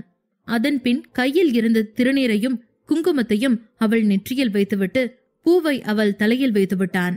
மீதமுள்ள திருநீரை தன்னுடைய குழந்தை இருக்கும் மின்மினியின் வயிற்றில் பூசியவன், உங்க 2 பேருக்காக அப்பா நான் எவ்வளவு நாள் வேணாலும் வெயிட் பண்றேன்டா. உன் அம்மாவோட கோவம் நியாயமானதுதான், நான் புரிஞ்சுக்கிறேன். உங்க கோவம் தீர்ற வரைக்கும் நான் உங்களை தொந்தரவு பண்ணாம தூரத்துல இருந்து பாக்குறேன் என்று சொல்ல சொல்ல ஆரியன் கண்களில் கண்ணீர் வழிந்தது. மெல்ல மின்மினியை விட்டு விலகியவன் மேலே வானத்தை பார்த்து, தேங்க்ஸ், நான் வேண்டினபடி மினியையும் என் குழந்தையும் காப்பாத்தி கொடுத்துட்டீங்க, எனக்கு அது போதும் என்று சொல்லிக்கொண்டே கண்களை துடைத்தபடி வெளியே வந்தான். இன்னொரு பக்கம் மயங்க் மற்றும் தாரிகா இருவரும் குலதெய்வ வழிபாட்டை முடித்து அர்ச்சனா பிரதாப் அனைவருடனும் சென்னைக்கு திரும்பினர். அவர்களோடு சங்கர் மற்றும் தீபக் 2 பேருமே சென்னைக்கு வந்திருந்தார்கள். அவருக்கு சென்னையில் சில வேலைகள் இருந்தது. அதனால் அதை செய்து முடிப்பதற்காக தாரிகா மற்றும் மகன் குடும்பத்தோடு அவர்களும் சென்னைக்கு வந்தார்கள். எல்லோரும் வீட்டிற்குள் வந்து சந்தோஷமாக பேசிக் கொண்டிருந்தார்கள். தீபக்கும் சங்கரும் அவர்களுடைய வேலை விஷயமாக வெளியே போய்விட்டு இரவு வந்து விடுவதாக சொல்லிவிட்டு குளித்து சாப்பிட்டு அதன் பின் வெளியே கிளம்பினார்கள். அவர்கள் வெளியே போனதும் மயங்க் சமையல் அறைக்கு வந்து அர்ச்சனாவிடம், அம்மா நானும் வெளியில போயிட்டு நம்ம ராக்கிய பாத்துட்டு வந்துடுறேன் என்று சொல்லியபடியே காய் வெட்டி கொண்டிருந்த தாரிகாவை ஓர கண்ணால் பார்த்தான். ஆனால் தாரிகாவோ மயங்கை கவனிக்காதவள் போல தன்னுடைய காய்கறி வெட்டு வேலையை மும்முரமாக செய்து கொண்டிருந்தாள். அர்ச்சனா அவன் சொன்னதை கேட்டு, சரி சரி ஓகே போயிட்டு வா, ஆனா நீ போயிட்டு நைட் டின்னருக்கு வந்துடணும் என்று சொன்னாள். மயங்க் அதற்கு தலையாட்டியபடியே அங்கிருந்து கிளம்பி போனான். அன்றைக்கு இரவு உணவிற்கு சங்கர், தீபக், பிரதாப் மற்றும் தாத்தா மட்டுமே இருந்தார்கள். விகாஷும் மயங்கும் இன்னும் வீடு திரும்பவில்லை. தாரிகா ஸ்ருதி பிரெக்னண்டாக இருக்கிறாள் என்பதால் அவளையும் அதிகமாக வேலை செய்ய விடாமல் தானே எல்லா வேலைகளையும் பார்த்து கொண்டாள். மற்றவர்கள் சாப்பிட்டு முடித்ததும் அர்ச்சனா தாரிகாவிடம், விகாஷும் மயங்கும் இன்னும் வரலமா, அவங்க வர லேட் ஆகலாம், அதனால நீயும் ஸ்ருதி 2 பேரும் சாப்பிட்டுருங்க என்று சொன்னார். தாரிகா சரி என்று தலையசைத்தாள். அதன் பின் அர்ச்சனா மாடியில் இருக்கும் ஸ்ருதியை சாப்பிட கூப்பிட போனார். அங்கே ஸ்ருதி படுக்கையில் சாய்ந்து அமர்ந்தபடி இருந்தாள். அவள் முகம் வாட்டமாக இருந்தது. ஸ்ருதியிடம் அர்ச்சனா, ஏமா முகம்லாம் இருளோன்னு இருக்க, என்னாச்சு என்று கேட்டார். அதற்கு ஸ்ருதி, என்னால ஒழுங்கா படுக்க கூட முடியலமா, மல்லாந்து படுக்க கூடாதுன்னு சொல்றாங்க. லெப்ட்ல படுத்தா ஒரு பாப்பாக்கு மூச்சு விட முடியாது, ரைட் சைட்ல படுத்தா இன்னொரு பாப்பாக்கு கஷ்டமா இருக்கும். என்னால முடியல அர்ச்சனாமா, இன்னும் எவ்வளவு நாள் இதெல்லாம் நான் தாங்கணும் என்று கலங்கியபடி கேட்டாள். அர்ச்சனா அவளை அணைத்து கொண்டே, அவ்வளோதாமா, 5 மாசம் தாண்டிட்ட, கடகடன்னு நாள் போயிடும் என்றவர் ஏதோ யோசித்தபடி, ஏமா உனக்கு வளகாப்பு வேற செய்யணும், தாரிகா வேற புதுசா வந்திருக்கா, நம்ம குவார்டர்ஸ்ல யாரையும் கூப்பிடாம இந்த கல்யாணம் நடந்துருச்சு, அதனால அதையும் சேர்த்து 2யும் ஒன்னா பண்ணிடலான்னு பாக்குறேன். நம்ம கூட வாழ்ற மக்களுக்கு தாரிகா நம்ம வீட்டு பொண்ணுன்னு சொல்லணும்ல, 2யும் ஒன்னா பண்ணிடலாமா ஸ்ருதி என்று கேட்டார். அதற்கு ஸ்ருதியோ, கரெக்ட் அர்ச்சனாமா, நீங்க சொல்றபடி என் வளகாப்பன்னைக்கு தாரிகாக்கு சின்னதா ரிசப்ஷன் வைக்கலாம். ஆனா நம்ம மயங்க் அது வரைக்கும் இருப்பானான்னு தெரியலையே, அவன் சீக்கிரமா லீவ் முடிஞ்சு கிளம்பிடுவேன்னு சொன்னான் என்றாள். அதனால் வருத்தமான அர்ச்சனா, ஆமா நீ சொல்றது கரெக்ட், அதுக்கு முன்னாடி நான் நம்ம தாரிகாவையும் நம்ம மயங்க் கூட சேர்ந்து அனுப்பணும்னு தான் நினைக்கிறேன். ஆனா அவளுக்கு இன்னும் படிப்பு முடியலன்னு வேற சொல்றாங்க. இந்த மயங்க் பையனுக்கும் அவளை தன்னோட கூட்டிட்டு போகணும்னு ஐடியா கிடையாது. அவ கூட சேர்ந்து வாழணும்னு அவனுக்கு ஐடியா இருக்கிற மாதிரி எனக்கு தெரியல. நாம தான் ஏதாவது பண்ணி இவங்கள ஒண்ணு சேர்க்கணும். ஆனா அதுக்கு என்ன பண்ணணும்னு எனக்குமே புரியல என்று சொன்னார் அர்ச்சனா. ஸ்ருதி கொஞ்ச நேரம் மௌனமா இருந்தாள். என்னதான் அம்மா என்று அழைத்தாலும் அர்ச்சனாவின் மகனின் நடத்தை பற்றி அவரிடம் பேசுவது நல்லதல்ல என்று ஸ்ருதி யோசித்தாள். அர்ச்சனா மீண்டும், அந்த பொண்ணோட மாமாவும் அத்தையும் எப்படிதான் அந்த பொண்ணோட படிப்பை நிறுத்தினாங்களோ, சின்ன பொண்ணு, கல்யாண வயசு கூட ஆகலையா, இன்னும் 2 வருஷம் கழிச்சுதான் கல்யாணம் பண்ணி வச்சிருக்கணுமா, அந்த பொண்ணை நினைச்சாலே எனக்கு கஷ்டமா இருக்கு என்று சொன்னார் அர்ச்சனா. ஆனால் ஸ்ருதி இப்போது வாயை திறந்தாள். அதனால என்னம்மா, தாரிகா கல்யாணம் பண்ணி நல்ல விதமா நம்ம வீட்டுக்கு வந்துட்டா, இனிமே அவ நம்ம வீட்டு பொண்ணு, அவளுக்கு என்னென்ன பண்ணணுமோ நாம செய்யலாம், அவளுக்கான பொறுப்பை நாம எல்லாருமே ஏத்துக்கலாம் என்று சொன்ன ஸ்ருதியை அர்ச்சனா அணைத்து கொண்டார். நீ எவ்வளவு பொறுப்பான பொண்ணுன்னு இப்பதான் புரியுதுடா குழந்தை. நீங்க 2 பேரும் இந்த வீட்டை ரொம்ப பத்திரமா பாத்துப்பீங்கன்னு எனக்கு நம்பிக்கை இருக்கு. என் 2 பசங்களுக்கும் நல்ல வாழ்க்கை அமைஞ்சிருச்சு. நீ மனசு வச்சு சொல்லி கொடுத்தா தாரிகாவை நம்ம குடும்பத்துக்கு ஏத்த ஒரு நல்ல மருமகளா கொண்டு வந்துருவ என்று சொன்னார். இருவரும் பேசிக் கொண்டிருந்த போது விகாஷ் உள்ளே வந்தான். அதனால் அர்ச்சனா எழுந்து கீழே போனார்.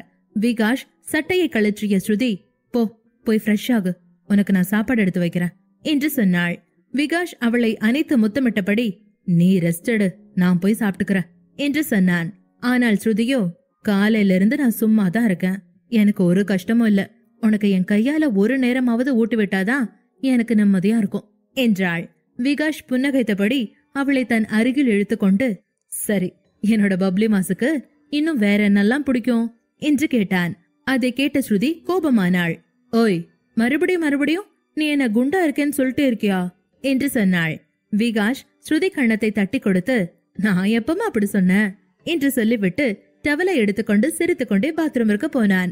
ஆனால் போனவன் திரும்ப வந்து, தயவு செஞ்சு கொஞ்சமா சாப்பிடுறேன்னு வயித்த பட்னி போடுறாத, உள்ளுக்குள்ள 2 உசுறு உன்னை நம்பி இருக்கு, வேணும்னா என் கோட்டாவை கூட நீயே சாப்பிடு, எனக்கு என் பசங்க ஜம்முன்னு ஹெல்த்தியா வெளியில வரணும், நீ ஏற்கனவே சப்பியான ஆள்தான், புரிஞ்சுதா பப்ளி மாஸ் என்று சொல்ல, அதை கேட்ட ஸ்ருதி வேகமாக முன்னேறி, விகாஷ், நான் உன்னை விட மாட்டேன் என்று அவனை அடிக்க போனாள்.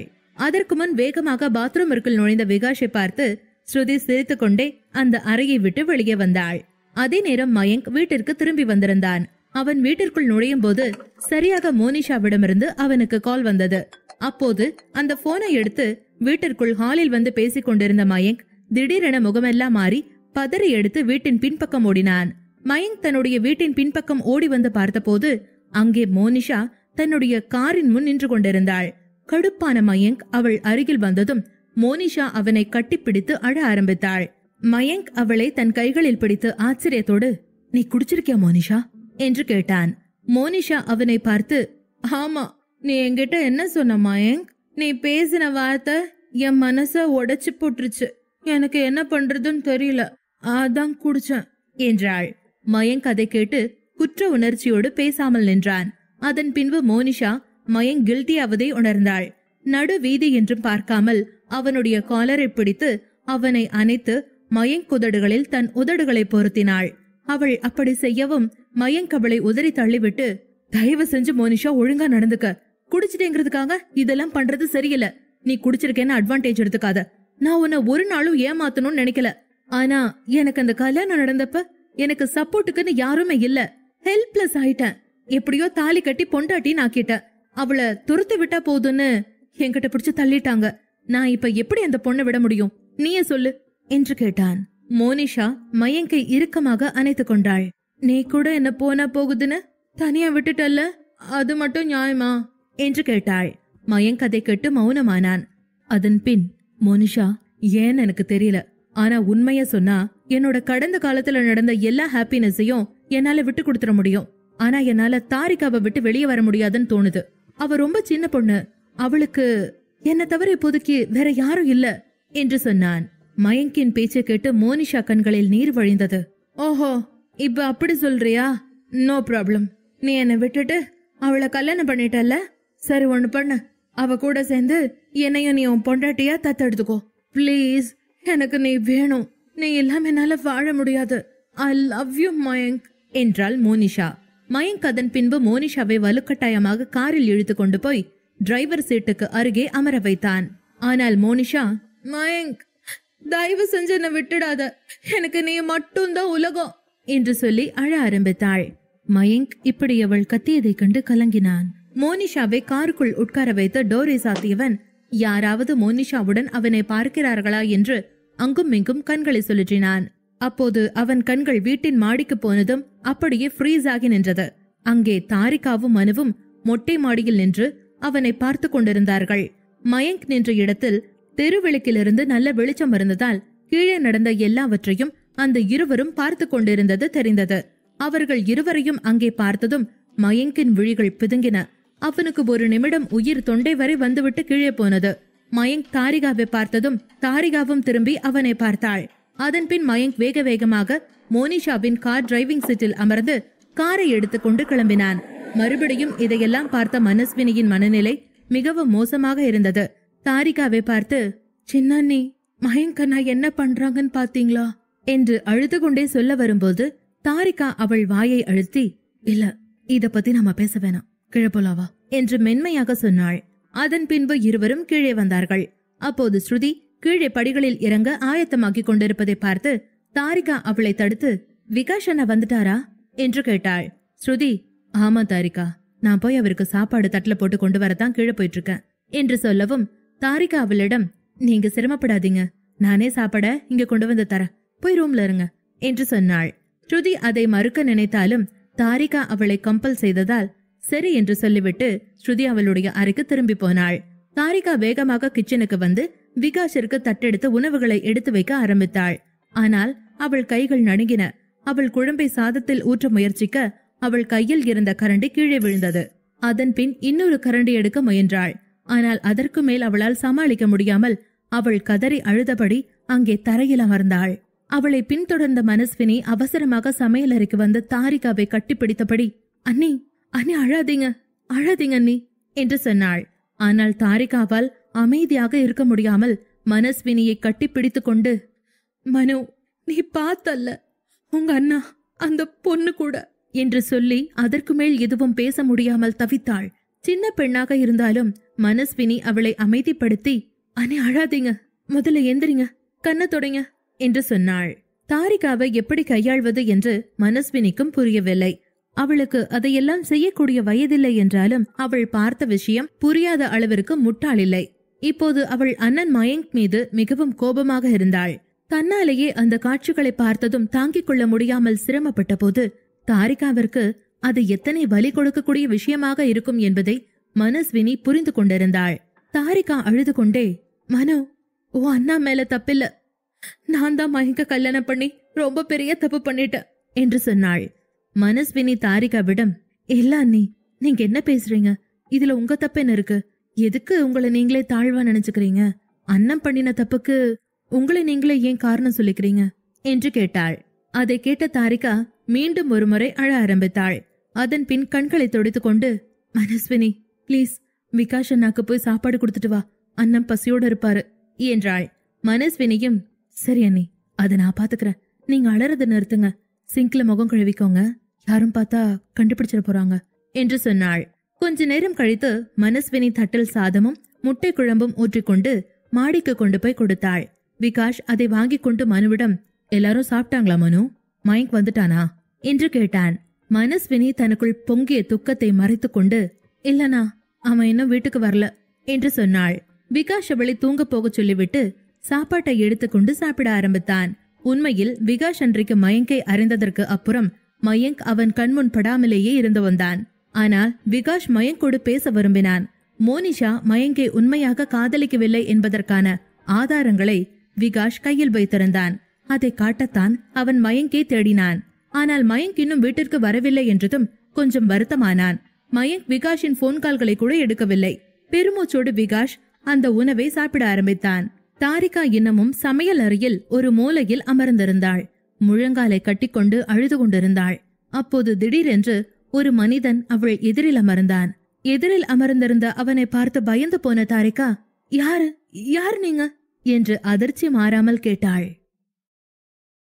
டாக்டர் கௌரி பரமசிவம் மின்மினி அரை மயக்கத்தில் இருக்கும்போது தான் தனியாக இருக்க வேண்டும் என்று சொல்லி கேட்டதனால் ஆச்சி, ஐயா, ஆரியன் என்று அவர்கள் யாரையும் இப்போதைக்கு மின்மினியின் மனநிலை சரியாகும் வரை பார்க்காமல் இருப்பது அவளுடைய உடல் நலத்திற்கு நல்லது என்று சொல்லிவிட்டார். 2-3 நாட்கள் டாக்டர் கௌரி பரமசிவத்தின் கண்காணிப்பில் மின்மினி இருக்க வேண்டும் என்பதையும் அவர் சொல்லியிருந்தார். மின்மினியும் நடந்த கடத்தல் நாடகத்தில் மோனாலிசாவிடம் மிகவும் அடி வாங்கியிருந்தாள். மின்மினி உடம்பெல்லாம் காயம் இருக்காச்சி, ரத்தக்கட்டு மாதிரி அங்கங்க பிளட் கிளாட் ஆயிருக்கு. அது மட்டும் இல்லாம அவ மனசளவுல ரொம்ப பலகீனமா இருக்கா. அவ குழந்தைய காப்பாத்தணும்னு எல்லா அடியையும் கையில வாங்கியிருக்கா. ஆனாலும் நடந்தது ஒரு பெரிய அதிர்ச்சியான சம்பவம்னு உங்க எல்லாருக்குமே தெரியும். அவ தானா மீண்டு வர்ற வரைக்கும் நாம கொஞ்சம் வெயிட் பண்றதுதான் நல்லது. குழந்தை இந்த அதிர்ச்சியை தாங்கினாலும் இன்னும் வீக்கா தான் இருக்கு. ஹாஸ்பிட்டல் அவ இருக்கிறது தான் இப்போதைக்கு தாய்க்கும் பிள்ளைக்கும் சேஃப். என்கிட்ட விட்டுருங்க, நம்ம மின்மினி எனக்கும் ஒரு பொண்ணு மாதிரிதான், நான் பாத்துக்கிறேன் என்றார். ஆச்சியும் ஐயாவும் இதனால் மனம் வருந்தினார்கள். ஆனால் மின்மினியின் கோபம் நியாயமானது என்பதை அவர்கள் இருவரும் புரிந்து கொண்டார்கள். மருந்தின் தாக்கத்தால் மின்மினி இன்னமும் மயக்கத்திலேயே இருந்ததால் சித்தார்த்தின் அம்மா யசோதா ஆச்சியை சமாதானம் செய்து, சரி, நான் அவ கூட இருக்கேன், புள்ள ரொம்ப பயந்து போயிருக்கா, சொத்துக்காக குழந்தைய கொள்ள ஆள் வர்றாங்கன்னதும் என்னென்னமோ யோசிக்கிறா, நீங்க எதுவும் தப்பா நினைச்சுக்காதீங்க, நீங்க போய் ரெஸ்ட் எடுங்க, அவளுக்கு உங்க மேல எல்லாம் கோபம் இருந்திருக்காது, சின்ன பொண்ணுல, ஆரியன் மேல ஏதாவது கோபம் இருக்கலாம்னு நினைக்கிறேன், நாம பேசி சரி பண்ணிக்கலாம், நீங்க ஒன்னும் கவலைப்படாதீங்க என்று சொன்னார். அதனால் நிம்மதியான ஆச்சியும் ஐயாவும் அங்கிருந்து கிளம்பி போனார்கள். ஆரியனும் அதையேதான் நினைத்தான் என்றாலும் அவனால் மின்மினியின் வெறுப்பை தாங்கிக் கொள்ள முடியவில்லை. அவளுடைய பிரிவையோ அவளுடைய வெறுப்பையோ தாங்கிக் கொள்ளும் இடத்தில் ஆரியன் இல்லை. ஆனாலும் வேறு வழியில்லாமல் டாக்டர் கௌரி பரமசிவம் சொன்னவுடன் சூரஜிடம் சொல்லி 4-5 பாடி கார்ட்ஸை அந்த ஹாஸ்பிட்டலுக்கு உள்காவலருக்கு போட்டுவிட்ட ஆரியன் அங்கிருந்து காரை நோக்கி போனான். காரில் அமர்ந்தபடி கொஞ்ச நேரம் கண் கலங்கிய ஆரியன் சிகரெட்டை எடுத்து பற்ற வைத்து, மோனாலிசா, நான் உன்னை சும்மா விட மாட்டேன் என்றபடி கோபமாய் சிகரெட்டை ஊதி தள்ளியவன் வேகமாய் காரை எடுத்தான். சித்தார்த் கொஞ்ச நேரம் கழித்து ஆரியனை அழைத்தான். அப்போது ஆரியன் OMR ரோட்டில் சீறி பாய்ந்து தன்னுடைய அபார்ட்மெண்டை நோக்கி வண்டியை செலுத்திக் கொண்டிருந்தான். சித்தார்த்தின் கால் ப்ளூடூத்தில் வந்தவுடன் ஆரியன் கண்களில் கோபத்தோடு, அந்த காந்திமதி எங்க இருக்கான்னு தெரிஞ்சிருச்சா என்று கேட்டான். சித்தார்த்தும், கோபப்படாத, தெரிஞ்சதும் உனக்கு தகவல் தர. இந்த மோனாலிசா தான் அவங்கள பெயில் எடுக்க ஹெல்ப் பண்ணிருக்கா. நானும் ஒரு முக்கியமான விஷயத்த தெரிஞ்சுக்கிறதுக்காக தான் அவங்கள தேடிட்டு இருக்கேன் என்று சொன்னான். ஆரியன், சரி, முதல்ல எனக்கு நீ லொகேஷன் அனுப்பு, நான் இப்பவே அங்க வரேன் என்று சொன்னான். ஆனால் சித்தார்த்தோ, உனக்கு என்ன பைத்தியமா? இந்த நேரத்துல நீ போய் மின்மினி கூட இரு ஆரியன். இந்த மோனாலிசா நவநீத்தையெல்லாம் நான் பாத்துக்கிறேன். என் கஸ்டடியில தான் இருக்காங்க. கூடிய சீக்கிரம் அந்த காந்திமதி அத்தையும் என்னோட கண்ட்ரோலுக்கு வந்துருவாங்க. எல்லாத்தையும் நான் பாத்துக்கிறேன். நீ முதல்ல மின்மினிய இந்த நேரத்துல தனியா விடாம அவளை போய் பத்திரமா பாத்துக்கிற வழிய பாரு என்று சொன்னான். ஆரியன் அவன் சொன்னதை கேட்டு பதில் எதுவும் சொல்ல முடியாமல் போனை கட் செய்தான். அவனுக்கு சித்தார்த்திடம் மின்மினியின் தவறான பயங்கள் பற்றி சொல்வதற்கு மிகவும் சங்கடமாக இருந்தது. அதை கேட்டு அவனுமே நொறுங்கி போயிருந்தான். மின்மினி சொன்ன வார்த்தைகளால் மிகவும் உடைந்து போயிருந்தவன் நேராய் தன்னுடைய OMR அபார்ட்மெண்டிற்குள் நுழைந்தான். அதே நேரம் சித்தார்த்திற்கு ஒரு கால் வந்தது. அது நிவாஷினியின் கால் தான். நிவாசினி போனை எடுத்ததுமே பதட்டமாக, என்னாச்சு சித்? சித் என்னாச்சு? மின்மினி ஓகேவா இருக்காளா? அவ குழந்தை நல்லா இருக்கா? அவளுக்கு ஒன்னும் பிரச்சனை இல்லையே என்று கேட்டாள். சித்தார்த் அவளிடம், 2 பேரும் நல்லா இருக்காங்கம்மா. டாக்டர் கௌரி பெரிய சிக்கல் எதுவும் வராம தாயையும் பிள்ளையையும் காப்பாத்திட்டாங்க. பட் இன்னும் ஹாஸ்பிட்டல் கேர்ல மின்மினியை வச்சிருக்கணும்னு சொல்லிருக்காங்க போல இருக்கு. நம்ம அம்மா எனக்கு கால் பண்ணி சொன்னாங்க என்று சொன்னாள். அதை கேட்ட நிவாஷினி நிம்மதியானாள். அடுத்த நிமிடம், சித்தார்த், தப்பெல்லாம் என் மேலதான். நான் தான் தப்பு பண்ணிட்டேன். நான் சில விஷயத்த மின்மினி கிட்ட சொல்லிருக்க கூடாது என்று சொன்னாள். சித்தார்த் நிவாசினி சொன்னதை கேட்டு ஆச்சரியப்பட்டபடி, ஏன், என்ன ஆச்சு? நீ அப்படி என்ன மின்மினி கிட்ட தப்பா சொன்ன என்று கேட்டான். நிவாசினி சித்தார்த்திடம், இல்ல சித், அது ஆரியன் அண்ணாவ ஸ்பெஷலா இந்த டைம்ல கவனிக்கணும், இல்லைன்னா அவரு வேற பொண்ணை பாத்துட்டு போயிருவாருன்னு கார்த்தி அண்ணா கல்யாணத்துல மின்மினி கிட்ட ஜாலியா சொல்லிட்டு இருந்தேன். அவ அதுல இருந்து ரொம்ப சீரியஸ் ஆயிட்டா போல. எனக்குமே அது தெரியாது. இன்னைக்கு காலையில காலேஜுக்கு வந்த உடனே நான் பிரெக்னண்டா இருந்தா ஆரியன் என்ன விட்டுட்டு வேறொரு பொண்ணோட போயிருவாரா? வைஃப் பிரெக்னண்டா இருக்கிறப்ப அவங்கள பெட்ல கவனிக்கலனா உண்மையிலே ஹஸ்பண்ட் மாறிடுவாங்களா அப்படின்னு கேட்டா. நான் விளையாட்டா, ஆமா, நாம அவங்கள எப்பவும் சந்தோஷமா வச்சுக்கிட்டே இருக்கணும், இல்லைன்னா போயிடுவாங்க அப்படின்னு அவளை பிராங்க் பண்ணிட்டு இருந்தேன் சித். அவ திரும்ப திரும்ப பிரெக்னன்ட் டைம்ல எப்படி ஹஸ்பண்ட் அவங்க வைஃபை விட்டுட்டு போவாங்கன்னு கேட்டா. நான் மறுபடியும் இல்ல, பிரெக்னன்ட் டைம்ல ஜென்ஸுக்கு நம்மள பாக்குறதுக்கு பிடிக்காது, அதனால அவங்க வேறொரு ரிலேஷன்ஷிப்புக்கு போவாங்கன்னு நான் விளையாட்டுக்கு சொன்னேன். ஆனா அவ சீரியஸா யோசிச்சுக்கிட்டே அங்கிருந்து போனா. அதுக்கப்புறம் பார்த்தா அவ காலேஜ்ல கிளாஸ் நடக்கிறப்ப வெளியே போயிட்டான்னு தெரிஞ்சது என்றாள் நிவாசினி. சித்தார்த் அதை கேட்டு ரொம்ப கோபமானான். மின்மினி உன்னால கோவமா காலேஜ் விட்டு வெளியே போறாங்கிறது உனக்கு தெரியும்னா உடனே எனக்கு கால் பண்ணி சொல்ல வேண்டியதுதானே என்று கேட்டான். அதற்கு நிவாசினி மறுத்து, இல்ல, நான் என்னோட ஸ்டாஃப் ரூம்ல இருந்தேன். அங்கதான் அவ என்ன பார்க்க வந்தா. அதுக்கப்புறம் அங்கிருந்து கிளாஸுக்கு போவான்னு தான் நான் நினைச்சேன். ஆனா அவ காலேஜ் விட்டு வெளியே வேற ஒரு டைரக்ஷன்ல கோவமா போனாங்கிறது தெரிய வந்துச்சு. அவ கோவமானா ஏதாவது சாப்பிடுவா, அதுக்குதான் போயிருக்கான்னு நினைச்சேன் சித். ஆனா அவ சீரியஸாவே கோவமா எங்கேயோ போயிட்டான்னு எனக்கு லேட்டா தான் தெரியும். அதுக்குள்ள மத்த விஷயம் எல்லாம் டக்கு டக்குன்னு நடந்து முடிஞ்சிருச்சு என்று பயந்து கொண்டே சொன்னாள். சித்தார்த் அதற்கு பின்பு நிவாசினியிடம் கோபமாக கத்த ஆரம்பித்தான். எப்படி நிவாசினி, உன்னால இப்படியெல்லாம் பேச முடிஞ்சிருக்கு? நீ இவ்வளவு முட்டாள்தனமா அவகிட்ட பேசுவேன் நான் கொஞ்சம் கூட எதிர்பார்க்கல. காரைக்குடி கல்யாணத்துல என்ன நடந்துச்சுன்னு உனக்கு தெரியுமா? அந்த பூர்ணாவால ஆரியனை மின்மினி தப்பா நினைச்சுக்கிட்டு இருக்கிறப்ப நீ தேவையில்லாம மின்மினி கிட்ட ஃபன்னியா பேசுறேன்னு பஞ்சாயத்தை இழுத்து விட்டுருக்க. என் தங்கச்சி கிட்ட இப்படி எல்லாம் பேசினா அவ பதிலுக்கு என்ன நினைப்பா நீ யோசிக்கவே மாட்டல. நீ பண்ண தப்புனால இன்னைக்கு அவளுக்கு வேற ஏதாச்சும் நடந்திருந்தா என்ன ஆயிருக்கும்னு யோசிச்சியா? அந்த பொறுப்பை யாரு வாங்கிக்கிறது? மின்மினியை கடத்தின அந்த மோனாலிசா அவ வயித்திலேயே நிறைய வாட்டி உதச்சிருக்கான்னு உனக்கு தெரியுமா? மின்மினி குழந்தைய காப்பாத்தணும்னு சொல்லி எல்லா அடியையும் கையில வாங்கிட்டா. அத பார்த்ததும் குழந்தைக்கு ஏதாவது ஆயிருக்கும்னு நான்லாம் ரொம்ப பயந்தேன். நல்ல வேளை குழந்தைய டாக்டர் கௌரி காப்பாத்திட்டாங்க. இதுக்கெல்லாம் மூல காரணம் நீதான் ஆரியனுக்கு தெரியாது. தெரிஞ்சா அவன் என்ன பண்ண போறானோன்னு எனக்கு தெரியல என்று படபடத்தான் சித்தார்த். நிவாசினி அந்த பக்கம் அழ ஆரம்பிக்க, இப்ப நான் என்னன்னு ஆரியன் கிட்ட சொல்றது? இதுக்கெல்லாம் காரணம் நீதான் சொல்லட்டுமா என்று சித்தார்த் கேட்க, நிவாசினி அழுது கொண்டு, சாரி சித், நான் காமெடியா தான் அதை பண்ணேன். ஆனா இத மின்மினி இவ்வளவு சீரியஸா எடுத்துப்பான்னு எனக்கு தெரியாது. அதனால ஆரியன் நான் கோச்சுப்பான்னு எனக்கு தெரியாது என்று சொன்னாள். நிவாசினியின் பொறுப்பற்ற பதிலால் ஆத்திரமான சித்தார்த், சாரி, இந்த சாரிய வச்சுக்கிட்டு நான் என்ன பண்றது நீயே சொல்லு. உன்னோட இந்த ஃபூலிஷான பிஹேவியரை என்னால மன்னிக்கவே முடியாது. நீ என்ன பண்ற? முதல்ல போய் மின்மினி கிட்ட நடந்த எல்லாத்தையும் சொல்லி மன்னிப்பு கேளு. உன் பக்க தப்ப முதல்ல கிளியர் பண்ணு, அதுக்கப்புறம் என்கிட்ட பேசு. அது வரைக்கும் நீ எனக்கு போன் பண்ணாத என்று சொல்லிவிட்டு சித்தார்த் அந்த அழைப்பை துண்டித்து விட்டு சோஃபாவில் சாய்ந்து தலையை பிடித்துக் கொண்டான். தன் எதிரில் இருளில் அமர்ந்திருந்த நபரை பார்த்து பயந்து போன தாரிகா, யார் நீங்க என்று பயந்தாள். ஆனால் அப்போது, என்னாச்சு தாரிகா? ஏன் தாரிகா இப்படி தனியா உட்காந்து அழுதுகிட்டு இருக்க? நீ எதுக்காக இப்ப அழுகுற? உன் வீட்டு ஞாபகம் வந்துருச்சா என்று சொல்லிக்கொண்டு அந்த நபர் தாரிகாவின் கையை பிடித்தான். அதனால் தாரிகா தன்னுடைய கையை பின்னோக்கி எடுத்தாள். அப்போது பார்த்து மனஸ்வினி கிச்சனுக்கு வந்தாள். அந்த நபரை பார்த்து, தீபக் அண்ணா, நீங்க இங்க என்ன பண்ணிட்டு இருக்கீங்க என்று கேட்டாள். மனஸ்வினியின் குரலை கேட்ட தீபக் தாரிகாவிடமிருந்து எழுந்து அவளை பார்த்து, இங்க பாரு, இந்த பொண்ணு அழுதுகிட்டு இருக்கா.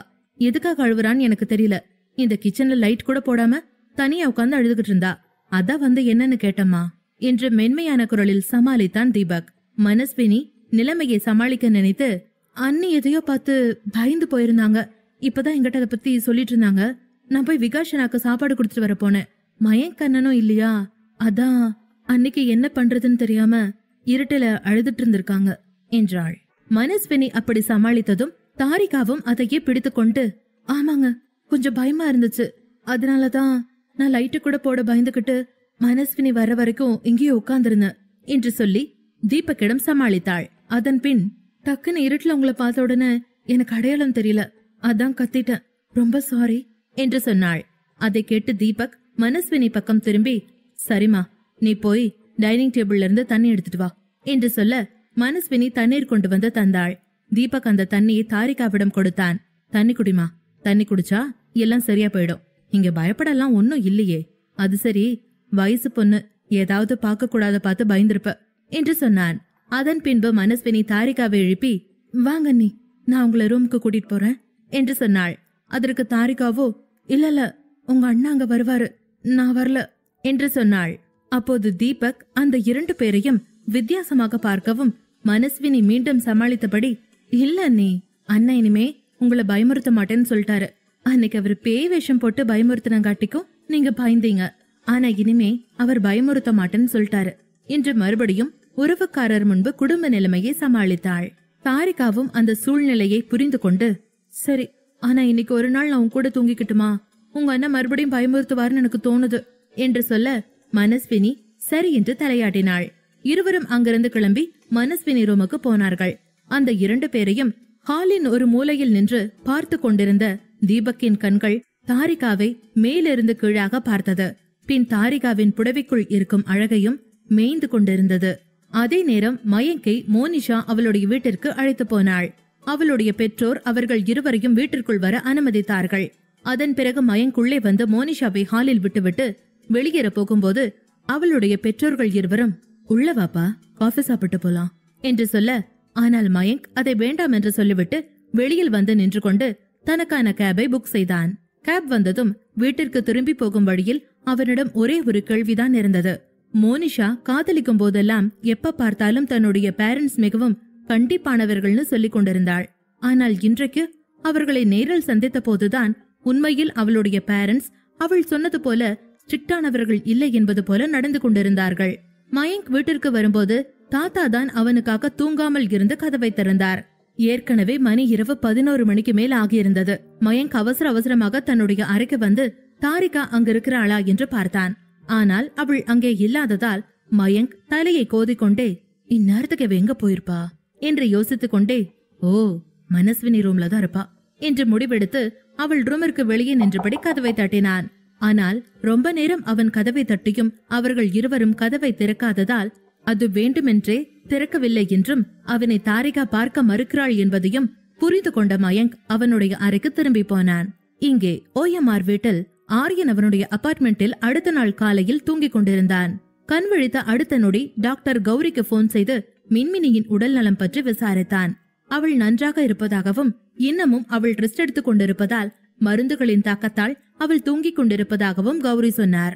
அதன் பிறகு ஆரியன் எழுந்து குளித்துவிட்டு தயாராக ஆரம்பித்தான். அப்போது பார்த்து சித்தார்த்தின் கால் வந்தது. ஆரியன் போனை எடுத்தவுடன், ஆரியன், நீ நம்ம ஃபார்ம் ஹவுஸ்க்கு வந்துரு, காந்திமதி நம்ம கிட்ட சிக்கிட்டாங்க என்றான். அதை கேட்டதும் டென்ஷனான ஆரியன், எங்க அப்பா அம்மாவை கொண்ட அந்த குமார் பத்தி ஏதாவது தகவல் கிடைச்சதா என்று கேட்டான். சித்தார்த்தோ, மெயின் நெகட்டிவ் கேரக்டர் காந்திமதியத்தையே கிடைச்சிட்டாங்க, அவங்க மூலமாவே அந்த குமார பத்தின டீடைல்ஸ் எல்லாம் வாங்கிடலாம், நீ இப்ப கிளம்பி கொஞ்சம் சீக்கிரம் வரியா என்று சித்தார்த் பதட்டமாக சொல்ல, சரி, நான் வர்ற வரைக்கும் அவங்க கிட்ட எதுவும் கேட்காம என்ன பண்றாங்கன்னு ஜஸ்ட் வாட்ச் மட்டும் பண்ணு என்று சொல்லிய ஆரியன் காலை கட் செய்துவிட்டு காரை நோக்கி ஓடினான்.